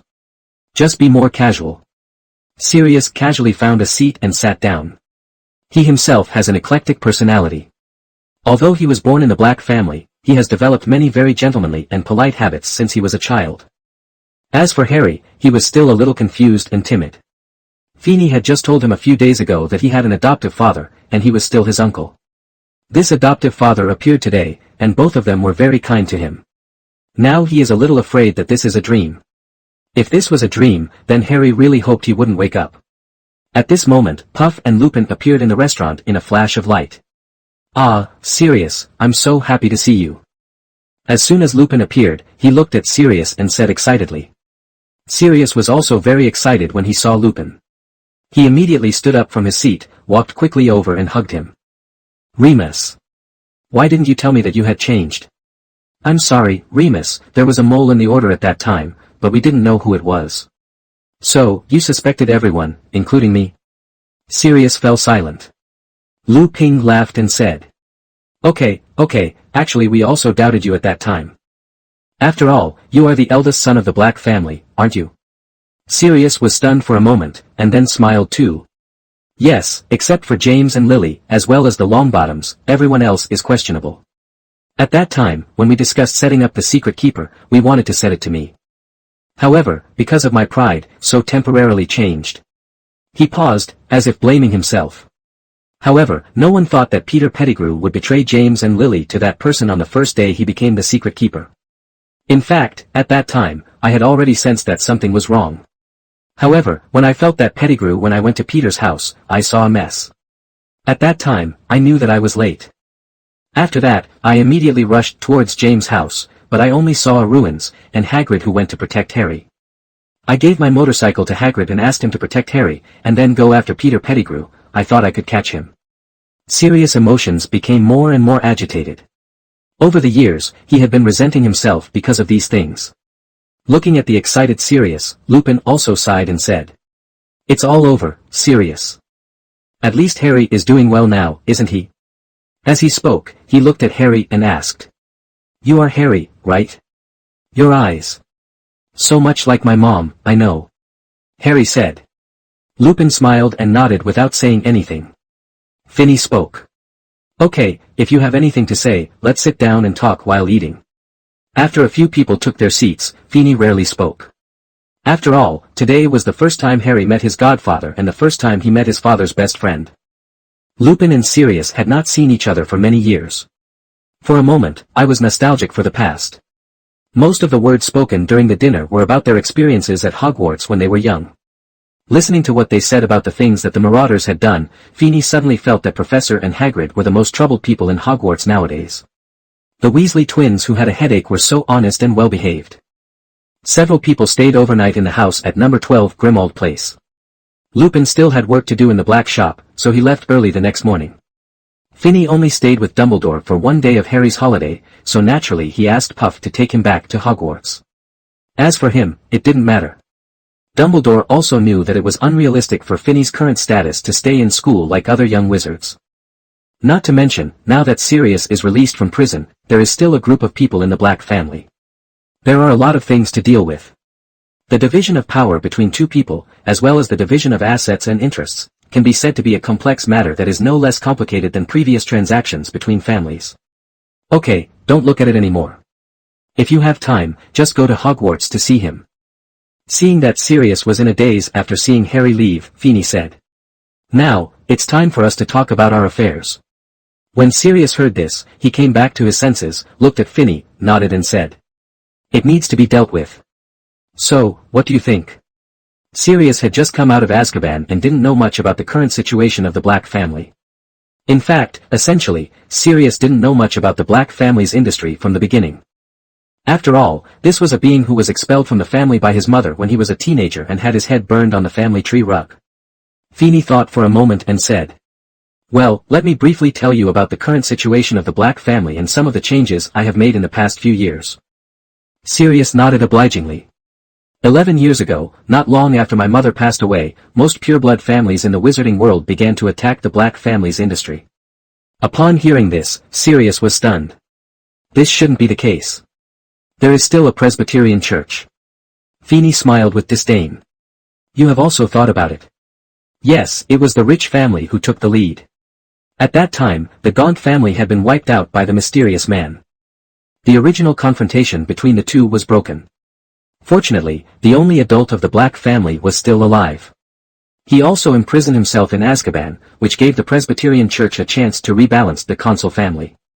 Hearing this, Sirius was a little embarrassed, but he didn't think about the impact of what he did on Finney. He just felt sorry for the Potter family, and then killed Peter Pettigrew. The orders came if you catch him, he will be captured without hesitation. Finney continued. Fortunately, the Selwyn family still has a good relationship with us, and they were willing to lend a helping hand at that time, giving me a few months of buffering time, and I also used these few months to respond to those who were directly facing me. Our family took action and retaliated. Sirius looked at Finney very doubtfully and asked. How did you do it? You have to know how old you were at that time. Finney smiled and said. To put it simply, I was very prescient.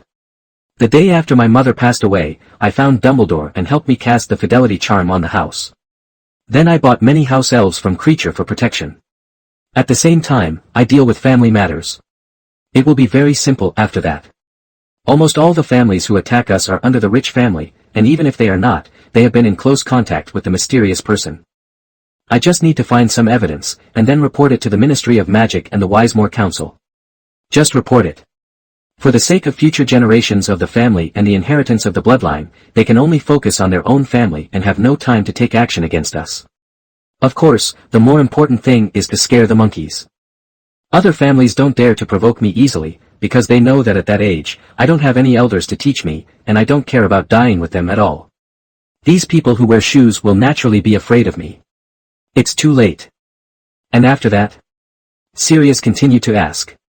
Feeney paused, took a sip of water and continued. After that, I sold some industries in the UK that made them jealous, and exchanged them for a large number of gold galleons, so that they thought I was short-sighted and wanted to escape their attacks, but in fact, I used these gold galleons to build new industries and stores throughout Europe. Now, as long as there is a magic world in Europe, there are our industries, big or small, and even in the New World. It's just that the laws there are too strict, and I am not very willing to contact them. Later, when I made some money, I changed my name abroad to take back some industries in the UK, and then funded some werewolves and formed the family's own combat forces. Finney said it lightly, but it was not difficult for Sirius to guess how the Black family developed in those years. Although he didn't understand the family industry, he was trained as the heir of the Black family, and he still knew some things about the magic world. This was also the reason why he was so surprised when he guessed that the Elder Council had intervened, because he knew very well what the Elder Council meant to the magical world, and even the New World would appropriately listen to some of the opinions of the Elder Council here. Nowadays, I don't know exactly what the family's industries are, but the Black family is involved in most of the profitable industries.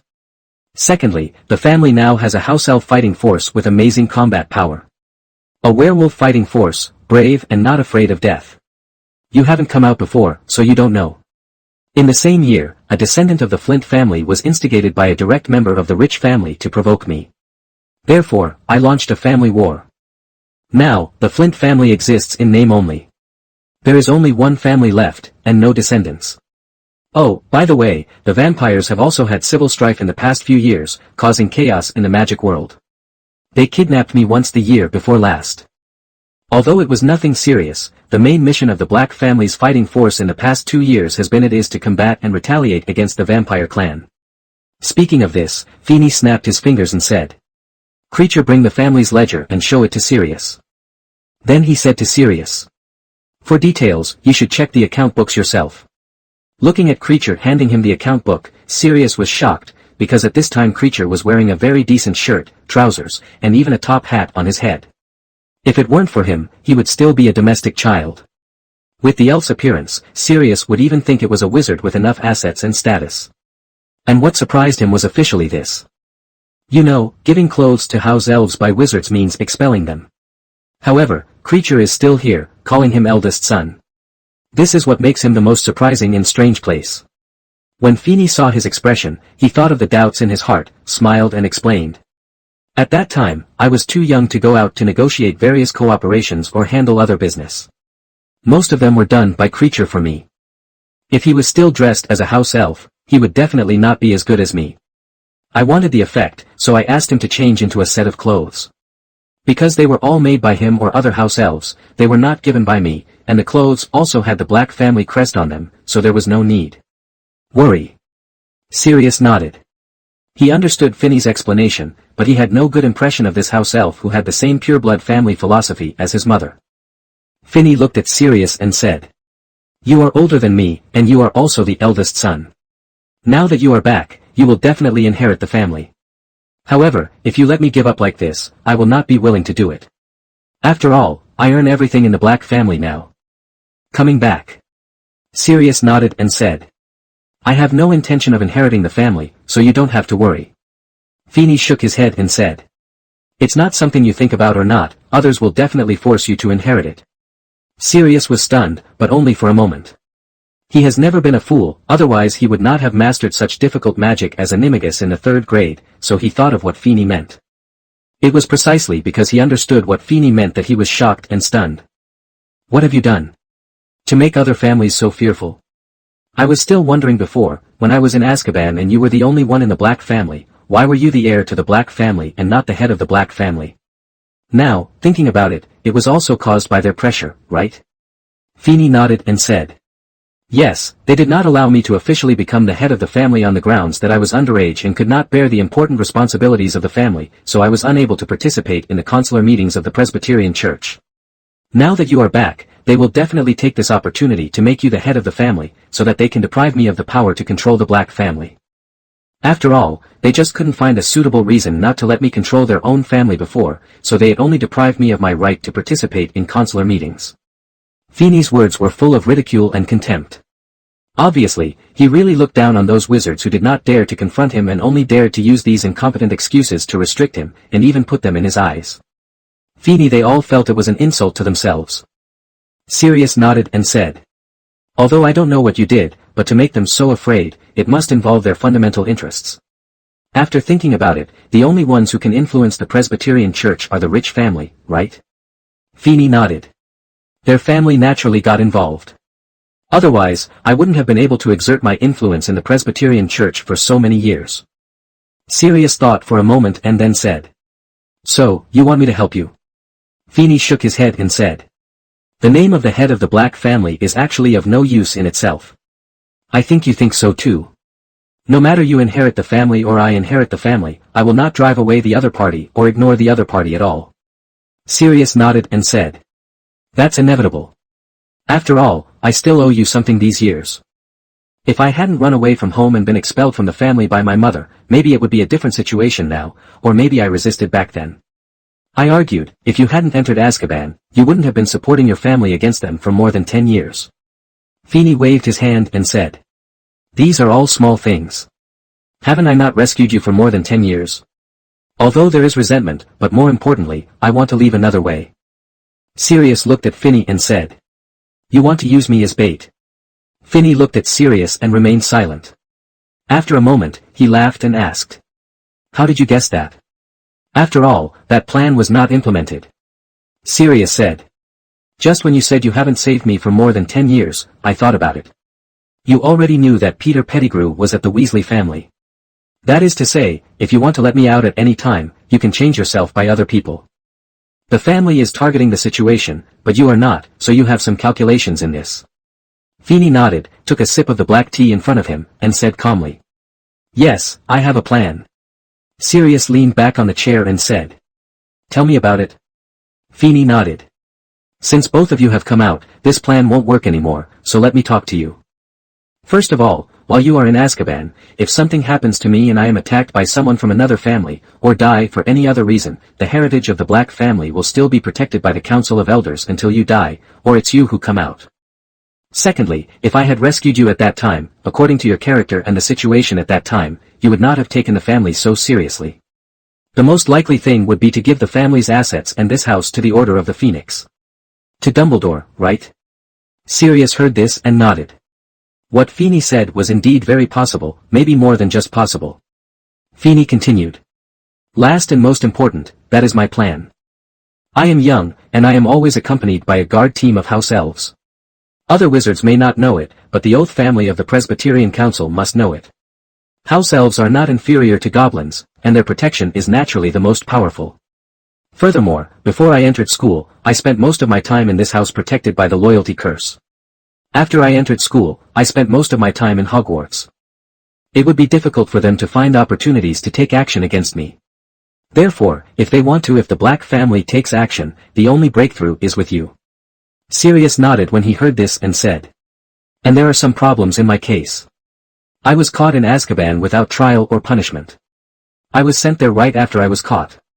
So, once something goes wrong with me, you will have the opportunity to deal with it. Ministry of Magic launches attack." Feeney nodded, shook his head and said, "It is certain to launch an attack, but the target is not the Ministry of Magic. They can only be regarded as incidental at best. If something like that really happened, I would have reason to complain to the Presbyterian Council and launch an attack on the rich family and the families below it. Investigate this matter thoroughly, and when the time comes, I will use your life to exchange a lot of resources for the Black family." Sirius took a deep breath and said, "And nothing happened to me, which means someone has thought of your plan. Maybe they won't think so clearly, but they must have sensed it. No wonder they are so afraid and restricting you. If you really have the power to participate in a consular meeting, the rich family will be much restricted." Feeney nodded and said, "They may also have the idea of limiting my access to high-level information about the Presbyterian Church. The fewer people who know about those things, the better." Sirius was stunned. "What?" Feeney said. I don't know much. I had a fight with that lunatic from the rich family last year. He told me some things before he died. Wait. The madman from the Ritchie family? That's Sikaski. Sirius suddenly interrupted Finny and asked. Finny nodded. Yes, it was him. Many of his plans at that time were related to a concept. Sirius, being an excellent flatterer, asked. What concept? Finny replied. God.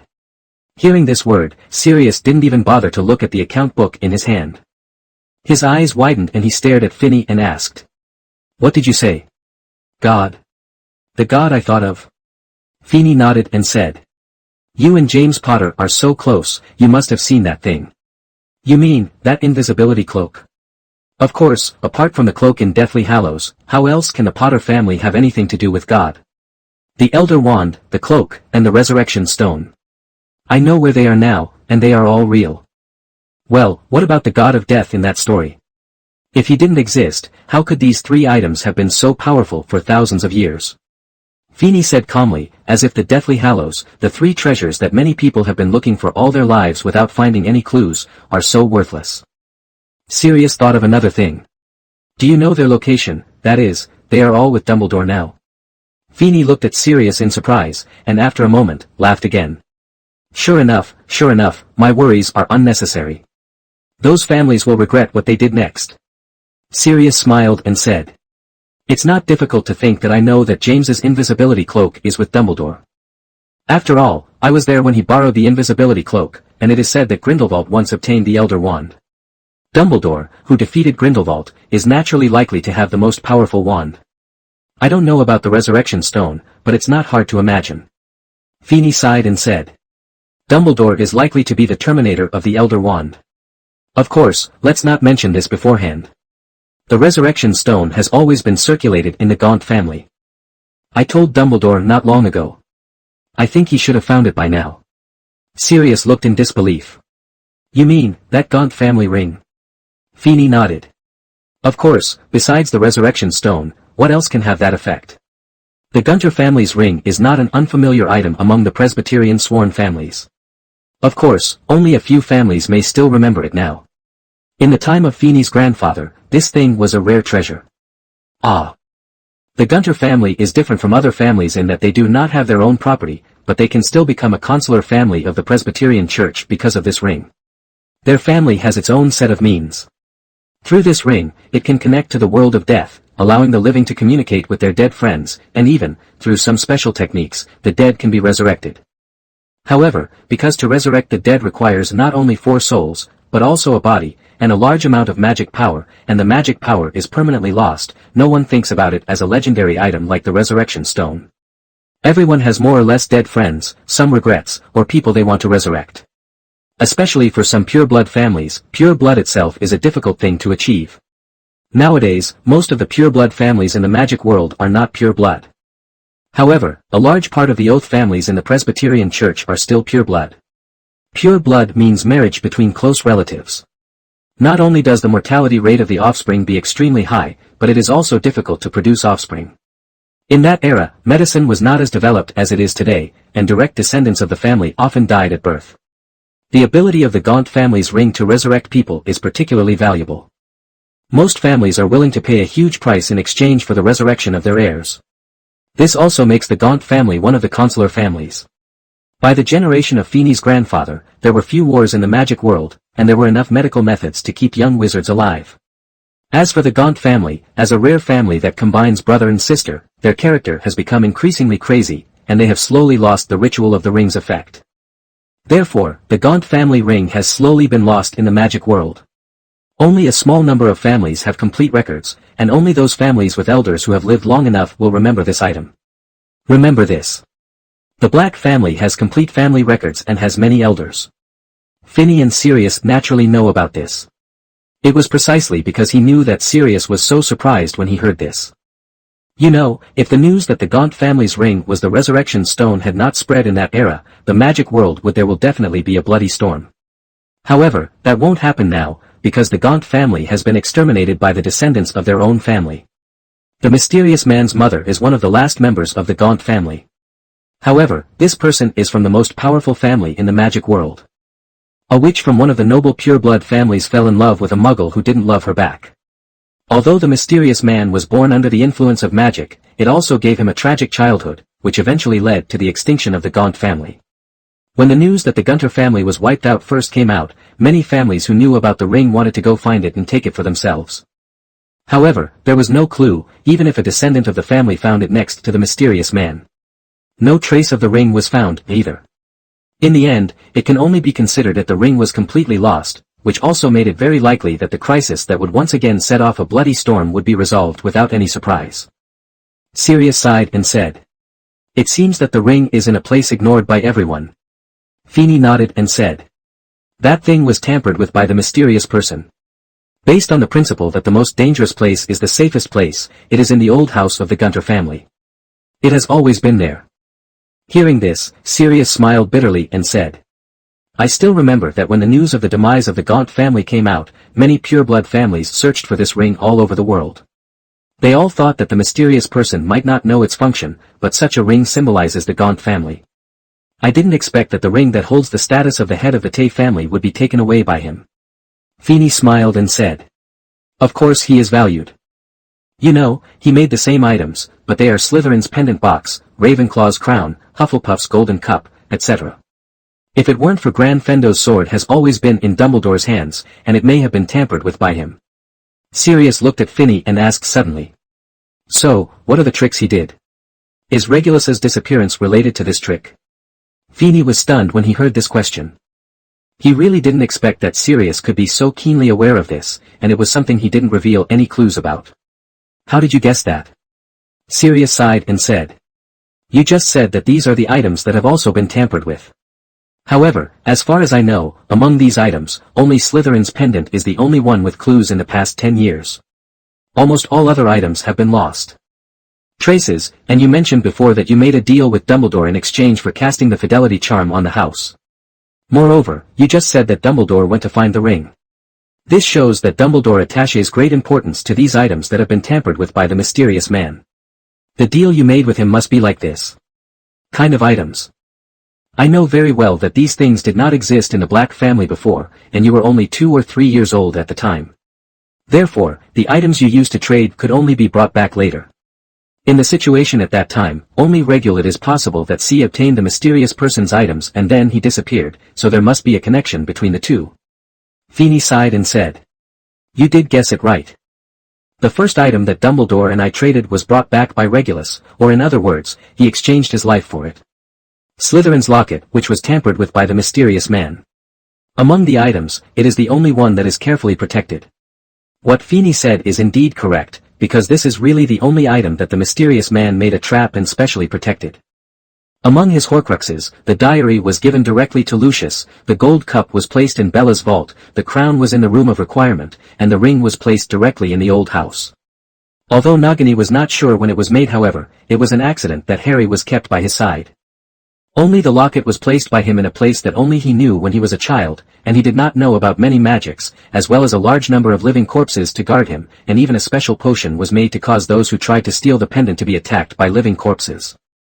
Feeney has always suspected that this is because the pendant is the only relic left by the mysterious man's mother to him, and he is so protective of this thing not only because it is a Horcrux, but also because it is the same year he was the only good memory, so the place where it was placed was the only place that brought him joy in his childhood, even though those joys were brought about by the pain of other orphans. At that time, the mysterious man wanted to hide an item and needed the help of a house elf. To show his loyalty, Regulus sacrificed Creature. After Creature came back, he told Regulus everything he had to do. Later, with the help of Creature, he found the locket. However, he himself could never come back because of the arrangement there. However, Creature had to bring it back due to the wizard's order. When I found out, I used it to exchange it with Dumbledore." Sirius sighed, his face filled with memories. He still cared about Regulus' younger brother. Although he would later like his mother and others, he finally accepted the theory of pure blood, it was still in his childhood memory. The most important part is that although I have long guessed that the so-called disappearance must be death, I still have extravagant hopes. Now that he knew the final outcome, Sirius was very sad and didn't know what to say. Finney naturally saw Sirius' sadness, stood up, walked behind him, patted his shoulder and said, Regulus incident is still caused by a mysterious person. Now, we are still sure whether he is completely dead. Once he comes back, we will make him pay for everything he has done. For the sake of both the special couple, Regulus, and even more wizards, as well as muggles are welcome to pay. Feeney's voice was sonorous and powerful, showing an unwavering determination, and it was this determination that awakened Sirius from his sadness, and he nodded equally firmly. I know that the mysterious man is not completely dead. He will come back soon, and I will wait for the day when I can take revenge. That day can't be too far away. Feeney said with emotion. His eyes were extremely deep, and he didn't know what he was looking at or thinking about. In a few days, Feeney and Sirius made plans for the future of the family and the division of labor between them. To put it simply, Sirius would inherit the family and participate in the consular meetings of the Presbyterian Council, so that he would not be other families have restrictions. And Feeney will formulate the general strategy and assist Sirius as the person behind the scenes. Sirius's release from prison did bring him a lot of conveniences. At least, he didn't need to do everything personally. It has been a month since Sirius was released from prison and Feeney returned to Hogwarts to go to school. In a blink of an eye, the Halloween dinner of this school year is coming. According to the rules of previous years, Halloween will definitely not stop. I just don't know that this time, Hermione did not go to Gryffindor but to Ravenclaw, and her interactions with Harry and Ron were not that many. The disgusting scene of the wand stuck in the nose in the original book is still will it happen again? Feeney didn't pay special attention to Harry, nor did he pay attention to other things. After all, Harry's enrollment in school meant that the game between the mysterious man and Dumbledore had begun. It was not like him to put himself in the position of these two old men. In the guy's eyes, the ending of being noticed by a mysterious man is very tragic, but being noticed by Dumbledore will definitely become a pawn to help Harry grow.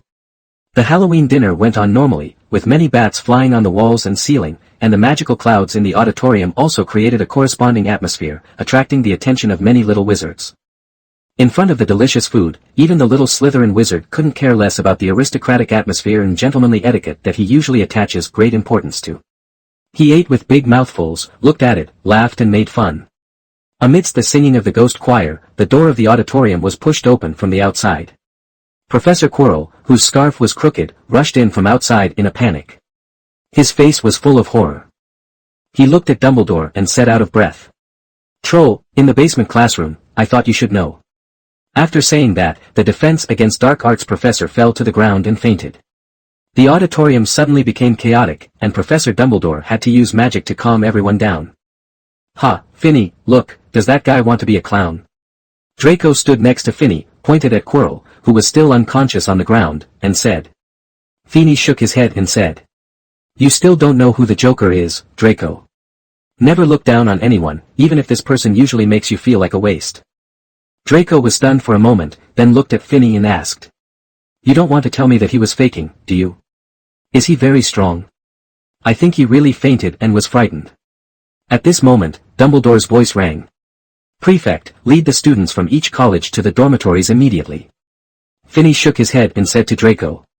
"You won't forget that he is the professor of that subject, right? The professor of defense against the dark arts.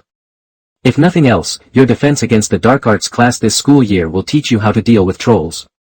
Speaking of this, Finny stared into Draco's eyes and said. "And you should not forget that before becoming the defense against the dark arts professor at Hogwarts, Quirrell had been adventuring in the magical world for a long time, dealing with vampires and werewolves, not to mention those with simple minds and underdeveloped limbs." The troll. Draco was stunned and asked. "But what is his purpose in doing this?" "Who knows? Well, it's time for us to go." Finny had no intention of following the savior duo to deal with the trolls. The trolls were indeed very weak and easy to deal with, but they were not Harry and the others who had just learned a few magics and could not even fight. A skilled little wizard can handle it. But they went to fight the trolls as if they had no brains. This was tantamount to them wanting to show off and take risks, just like the Weasley twins. In the original book, Hermione was not in danger, but the troll was locked into the bathroom where Hermione was by these stupid and reckless little wizards, which caused danger. Such a thing would not happen now. Finny had confirmed when he left the auditorium just now that Hermione was actually staying in the Ravenclaw team, talking and laughing with the two little girls next to her. Therefore, the most suitable college for Hermione is actually Ravenclaw. At least there, her love for learning is not an anomaly, but the norm. Her personality and habits are all the same. Draco seemed to see something in the crowd and pulled Rafini's sleeve. "What's wrong?" Fini looked at his cheap nephew in confusion. Draco looked left and right and pointed in another direction of the auditorium in a way that no one else would notice. Fini followed his finger and saw Harry and Ron bending away from the Gryffindor team and heading underground. "What are they going to do?" Draco asked doubtfully. Fini smiled and said, "Maybe you want to deal with the troll." As soon as Draco heard this, he couldn't help but want to laugh at the two people. However, as soon as he rolled his eyes, he did think of other ways. Then he looked at Fini with a pair of bright eyes, and just looked at him. Fini sighed and said, "You can go if you want, but don't even think about dragging me along. The castle is so big, the troll itself is not small, and its smell is very obvious. It won't take long for Dumbledore and the others to find them. However, if only for Gryffindor students, the principal is not sure whether points will be deducted." Draco's eyes lit up. He originally went into this matter with the idea that they would be deducted points. Now after hearing what Fini said, he naturally couldn't wait any longer. After Fini nodded, he took advantage of Slater's Lynn's prefect didn't pay attention and dodged and ran towards the underground classroom, preparing to catch Harry and Ron. As for what happened that night, Fini didn't know very well.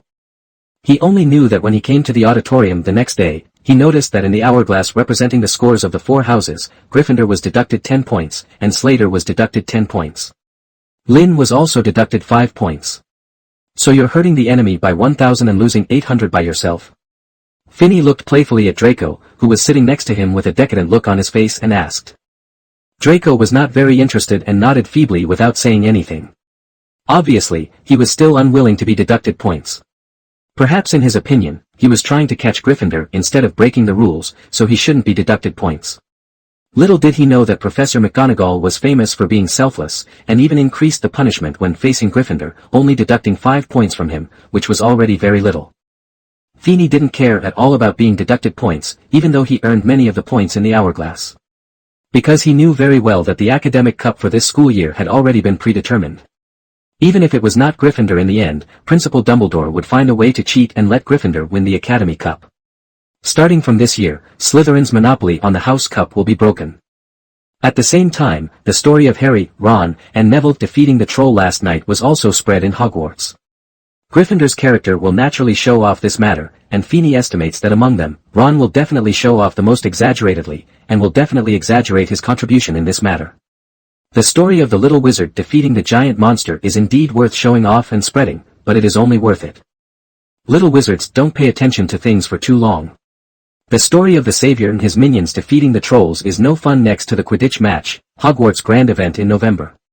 November has already entered winter, and the weather has become very cold. The scenery around Hogwarts has also become grey due to the cold air, and the Black Lake has gradually begun to freeze. Every morning there would be frost on the ground, and after the heavy snowfall, Hagrid would get up every morning and put on his thick plush coat made of moleskin, rabbit skin gloves, and huge beaver fur boots to clean up. Quidditch pitch covered in ice and snow. On the first Saturday in November, the first Quidditch match was between Gryffindor and Slytherin. Likewise, this is also Harry's first Quidditch match. Oh, by the way, Harry is still the same as in the original book. His outstanding flying in Quidditch class allowed Professor McGonagall to see the possibility of the Gryffindor student team winning. Professor McGonagall loves Quidditch very much. She was the captain of the Gryffindor Quidditch team when she was in school. After graduation, she even wanted to play for the British national Quidditch team. It's a pity that she is a mixed-race wizard, and due to some other reasons, she did not embark on a career path, but entered the Ministry of Magic. After experiencing 2 loves and a tragic marriage, she devoted her energy wholeheartedly to when I arrived at the teaching job at Hogwarts. So she is rigid and strict. However, in front of Quidditch, she could abandon all strictness, rigidity, and rules, also because when she saw Harry's outstanding Quidditch talent, she thought that if Harry entered the team, he would reverse the past few years. Gryffindor was weak in Quidditch, so she ignored the school's rules and let Harry join the Gryffindor Quidditch team. After Harry entered the team, he has been doing very secretive training with the help of Wood, the captain of the Gryffindor Quidditch team. They regard Harry as a secret weapon. However, because of Ron's relationship, the news that Harry became the new Seeker still leaked out, but it didn't matter because the game was about to begin. Fini clearly remembered that something interesting would happen in this game, so unlike the previous 2 years, he rarely came to the Quidditch pitch to watch this game. After all, Quidditch is a rare entertainment activity at Hogwarts. When the game was about to start at 11 o'clock, almost all the teachers and students in the school came to the stands around the Quidditch field. Many students even brought binoculars so that they could watch the competition more comfortably and conveniently. Feeney was sitting in the Slytherin house area, looking at the Red Gryffindor students, and suddenly felt a little bored. The sport of Quidditch really doesn't interest him at all. If he didn't know what would happen next, he would never come to watch the show. Before the game started, there was a commotion among the little lions on the opposite side, and then a huge banner was erected. It said Potter must win, and there was a big Gryffindor lion drawn on it. I don't know which little wizard cast the magic, but the paint on the banner is still shining with different colors. Ms. Hodge is the referee of the game. She holds her broom and stands in the center of the court, waiting for the players from both sides. Listen, I want everyone to compete fairly and honestly. In a burst of cheers, our savior Harry Potter stepped onto the Quidditch field for the first time in his life. Everyone, please ride on your broomsticks. Following Ms. Hodge's order, the players mounted their broomsticks one after another, and with a sharp whistle, the game officially began. 15 flying broomsticks rose into the sky and flew high into the sky. The quaffle was immediately snatched up by Angelina Johnson of Gryffindor. What an excellent suitor that girl was and how charming she was. As the commentator, Jordan Lee sat in the middle of the court, on the highest chair, holding a microphone to explain the game. Although his explanations often contained personal information. Jordan. Professor McGonagall kept reminding him that this was a game.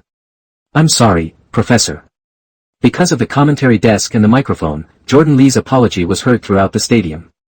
George and Fred rode on broomsticks above the stadium and laughed at their roommate. Finney smiled helplessly when he heard this. Jordan was a very honest child in the first grade, but he was beaten up after living in the same dormitory with the twins for 2 years. She was really running all the way up there, with a beautiful pass to Alia Spinnet, a talent discovered by Oliver Wood, who was just a substitute last year. The ball was passed to Johnson again, and then, bad. The Slytherin team snatched the quaffle, and the captain of the Slytherin team, Marcus Flint, got the quaffle and ran away.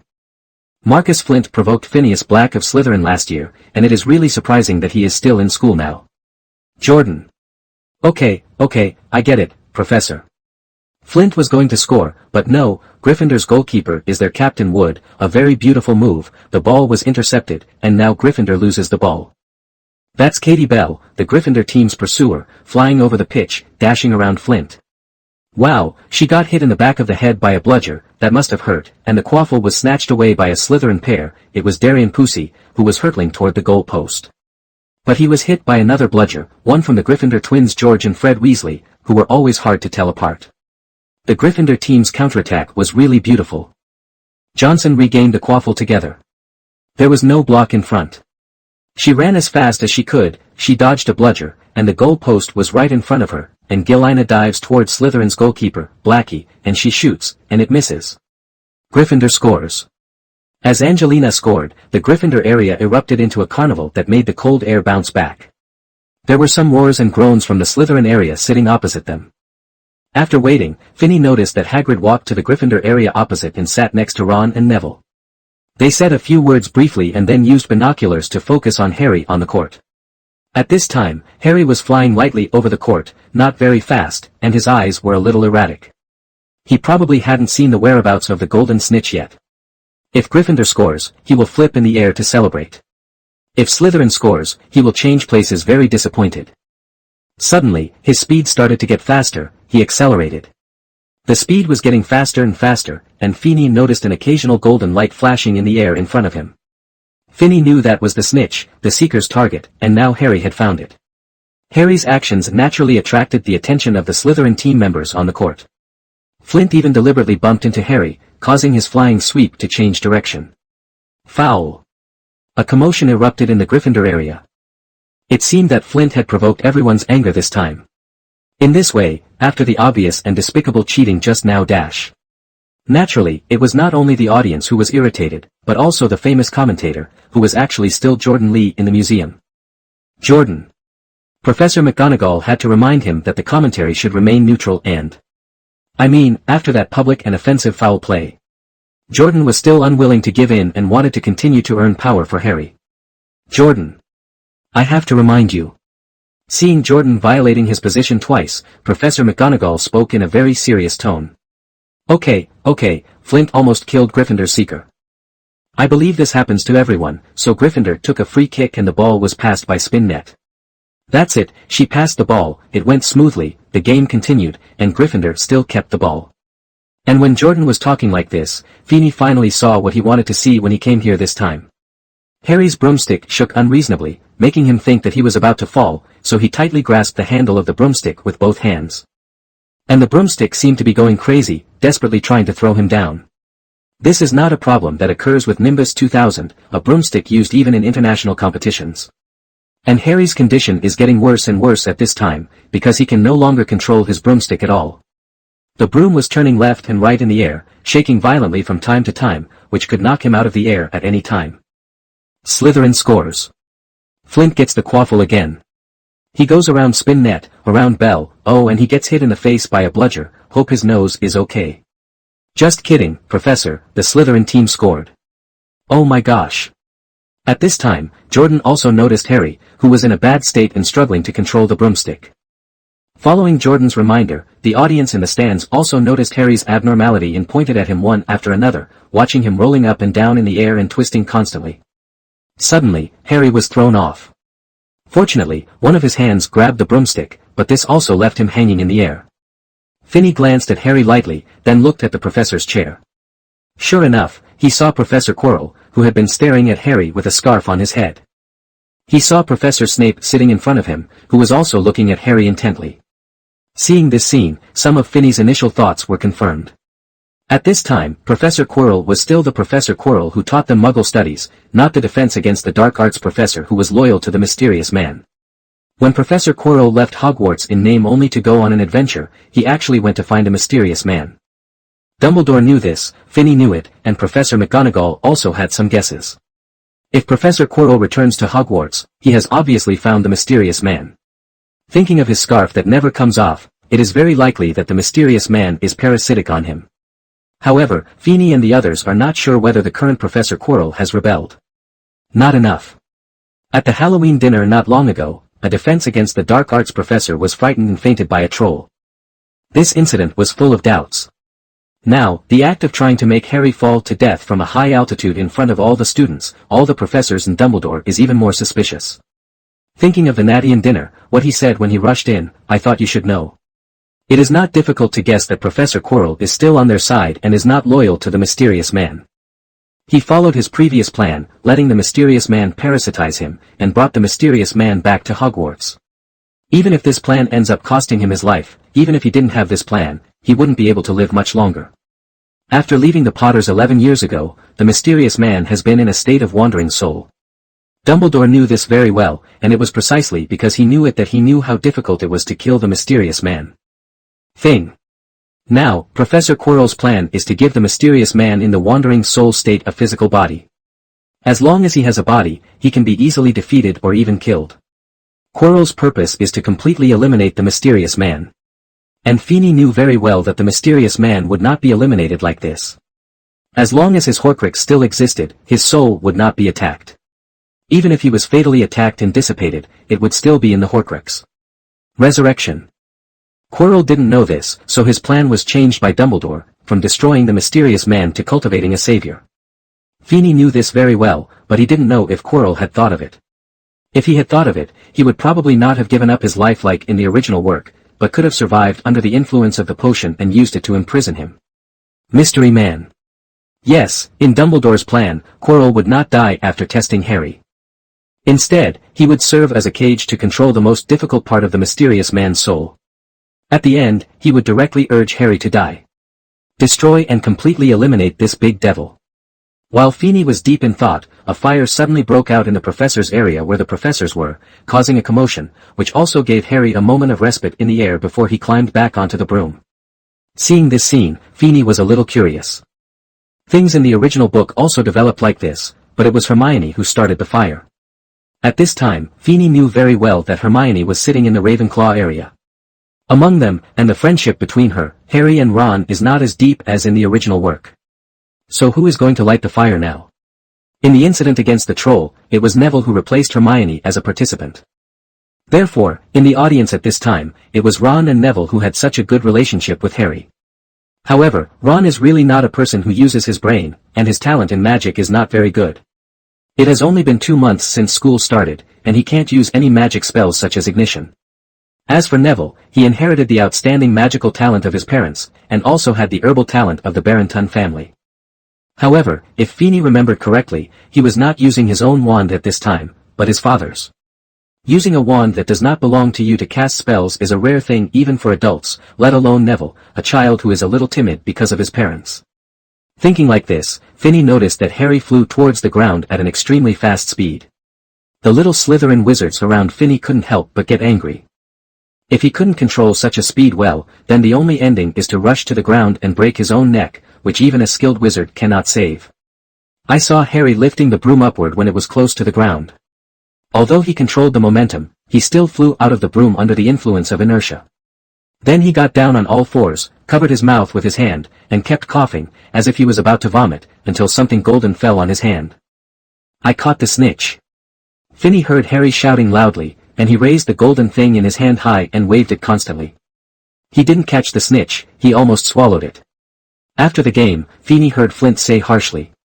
Of course, his argument was completely useless, because Harry did not violate the rules, and the game ended with Jordan loudly announcing the score. In the end, Gryffindor won with 170 points to 60 points.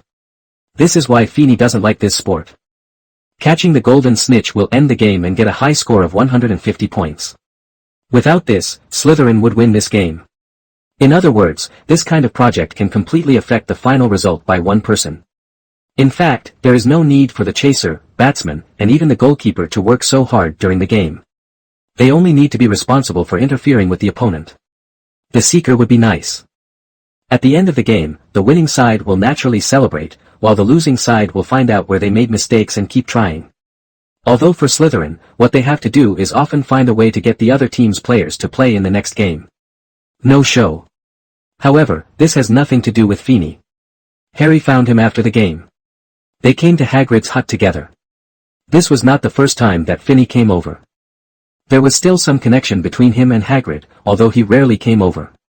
Hermione also came over. After all, they still had some friendship on the train. The little girl Hermione was also very kind. She was also very worried when she saw Harry's accident during the game. Neville and Ron also came together. Well, they and Harry were the new golden triangle, so naturally they had to be together. Hagrid was making tea for several people. To be honest, all the food in Hagrid's place tasted stronger and more dangerous. For example, the string of mushrooms he hung in the corner, Feeney knew them. They were poisonous fungi, but the toxin was not heavy. Normal people would only experience some hallucinations after taking them. However, Hagrid would not. He is a hybrid giant and has a certain resistance to toxins. To him, those mushrooms are just ordinary mushrooms, and the biscuits made by Hagrid are also hard enough to be used as weapons. Therefore, the taste of the tea he brewed can be imagined, but Feeney didn't have the guts to put it in his mouth anyway. Snape did it. Ron told everyone what had just happened and explained it loudly to everyone. Both Neville and I saw it. He was chanting a spell on your broomstick, muttering to himself, and keeping his eyes fixed on you. Hearing this, no one else said anything, but Hagrid opened his mouth to refute. Nonsense, why would Snape do that? Harry, Ron, and Neville exchanged glances. Only they and Hagrid couldn't see the small movements between them. Finney and Hermione could see them clearly. It was so real. It was called awkward. After exchanging glances, Harry said. Something I found out about him, at Halloween dinner, he was trying to get past the big three-headed dog and it bit him and we thought he was trying to steal something that the big dog was guarding. When Hagrid heard this, his expression changed. He put down the teacup in his hand, looked at Harry and the other three and asked. How do you know Lu Wei? Lu Wei. Harry and the others were even more shocked when they heard this. Yeah, it's mine. I bought it from a Greek I met at the hotel last year. I lent it to Dumbledore to guard. What? Hearing this, Harry became even more excited, and he asked eagerly. Okay, don't ask any more, that's secret number 1. Hagrid got a little rude because he was complaining that he had let the slip. Harry said unwillingly. But Snape wanted to steal it. Hagrid said. Nonsense, Snape is a professor at Hogwarts, he would never do such a thing. Neville didn't know where he got the courage to shout to Hagrid. Then why did he kill Harry? Come to think of it, Harry's friend is very important to him. Finney frowned and asked. Wait a minute, you said Professor Snape wanted to kill Harry to steal that thing. Ron said matter-of-factly. Certainly. Finney rolled his eyes, and so did Hermione beside him. Not to mention how slim the possibility of this is, but your guess is right. Snape wanted to steal that thing, so why did he kill Harry? You don't think Harry's presence will affect you know what he's going to do, right? How confident are you that you can have such an idea? If he wants to steal that thing, he can definitely attack Hagrid. He can just get away through Lou Wei from Hagrid, and then steal the thing. Harry is a little wizard who doesn't know much magic. It won't affect him at all, or do you think that because of Snape's behavior towards Gryffindor in potions class, you think that he is not a good person and that all bad things should be done by him? Feeney's words were like a knife, ruthlessly tearing open some of the true thoughts of Harry and the three of them, allowing them to be exposed. They had to admit that seeing Snape this way had some influence on their original opinions. But, I saw him staring at Harry all the time. I have read in the book that if you want to cast a curse, you must use your eyes to keep in touch with it. This is the case with Snape. His eyes blinked. Look at Harry without blinking, I saw it with my own eyes. Neville retorted loudly. Feeney shook his head, looked at Harry and said. Harry, Professor Snape may target you, have a very bad opinion of you, and treat you very badly, but believe me, he is definitely the one who least wants anything to happen to you among all the professors, and he will also do it to protect you. The one you gave your life to. Hearing this, Ron blushed, frowned and shouted at Finney. That's impossible. He did that to Harry. Finney glared at Ron and said. Ron, I don't remember that the Weasley family has such a demeanor, expressing such paranoid views on a matter they don't understand. Is this how Molly and Arthur taught you? Look at Neville, even when facing me, he didn't behave the same as you. Harry was stunned and asked. Neville? What's wrong with Neville? Finney sighed and looked at Neville.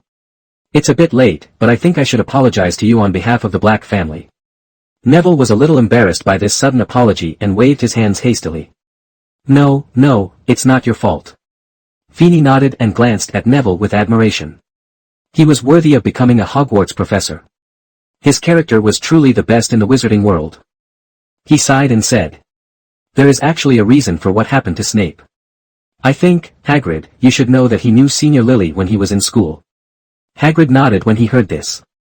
Ah, yes, at that time, Professor Snape and Lily were often together, and their relationship was very good, but later. Hagrid said there was nothing more to say here, and Finney knew that after that, Snape and Lily would have a complete breakup. So he opened his mouth and Hagrid said. Let me tell you, Senior Lily's home is very close to Professor Snape's home, and they met long before they came to Hogwarts. Only the two of them know the specific time. However, I am very sure that before coming to Hogwarts, because only Senior Lily in the Evans family had magical talent, and because she was in a Muggle school, she was very ostracized by her classmates, and then she met to the boy who changed her life, who is now Professor Snape. Professor Snape is a half-blood wizard. However, his father has always known about his mother, so he did not go to a Muggle school before coming to Hogwarts, and the environment at his home at that time had a negative impact on him. He was under a lot of pressure. I don't know exactly what it was. I only know that he had a very bad life when he was young. This led to him and Senior Lily becoming each other's friends at that time after they met. That light. I'm pretty sure that at that time, the two of them were in love, but they just didn't say it out loud. Hearing this, Harry opened his mouth wide. Ron also had a face full of disbelief, but Hagrid was very calm. Obviously he still knew these things, but he just didn't know how to say it. Feeney sighed and continued. Of course, what I said to you today, I don't want you to tell others that the things involved are not something you can know now.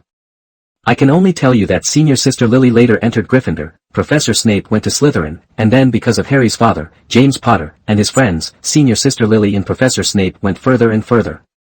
In the end, Senior Sister Lily and Professor Snape went further and further. Potter got married, while Professor Snape grieved alone and never married. Therefore, as the child of Senior Sister Lily, Harry, he will not let you get hurt under any circumstances. Of course, because of your fathers for this reason, there is also a dislike for you. Ron was a little reluctant to believe what Feeney said, and because of Feeney's reprimand just now, he also had some opinions about Feeney in his heart, and he defended loudly. Who can guarantee that what you said is correct? Don't forget, you are also from Slytherin.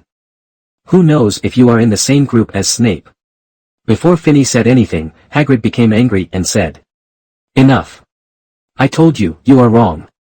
Now, you must listen to me. You are meddling in something that has nothing to do with you.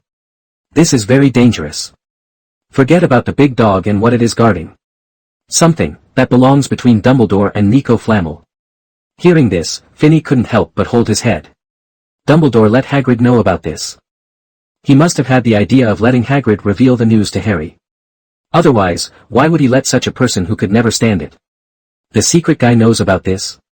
Harry was also very sensitive. When he heard this, he said directly. Aha! So, this also involves a man named Nico Flamel, right? Hagrid became even more angry, but this time with himself.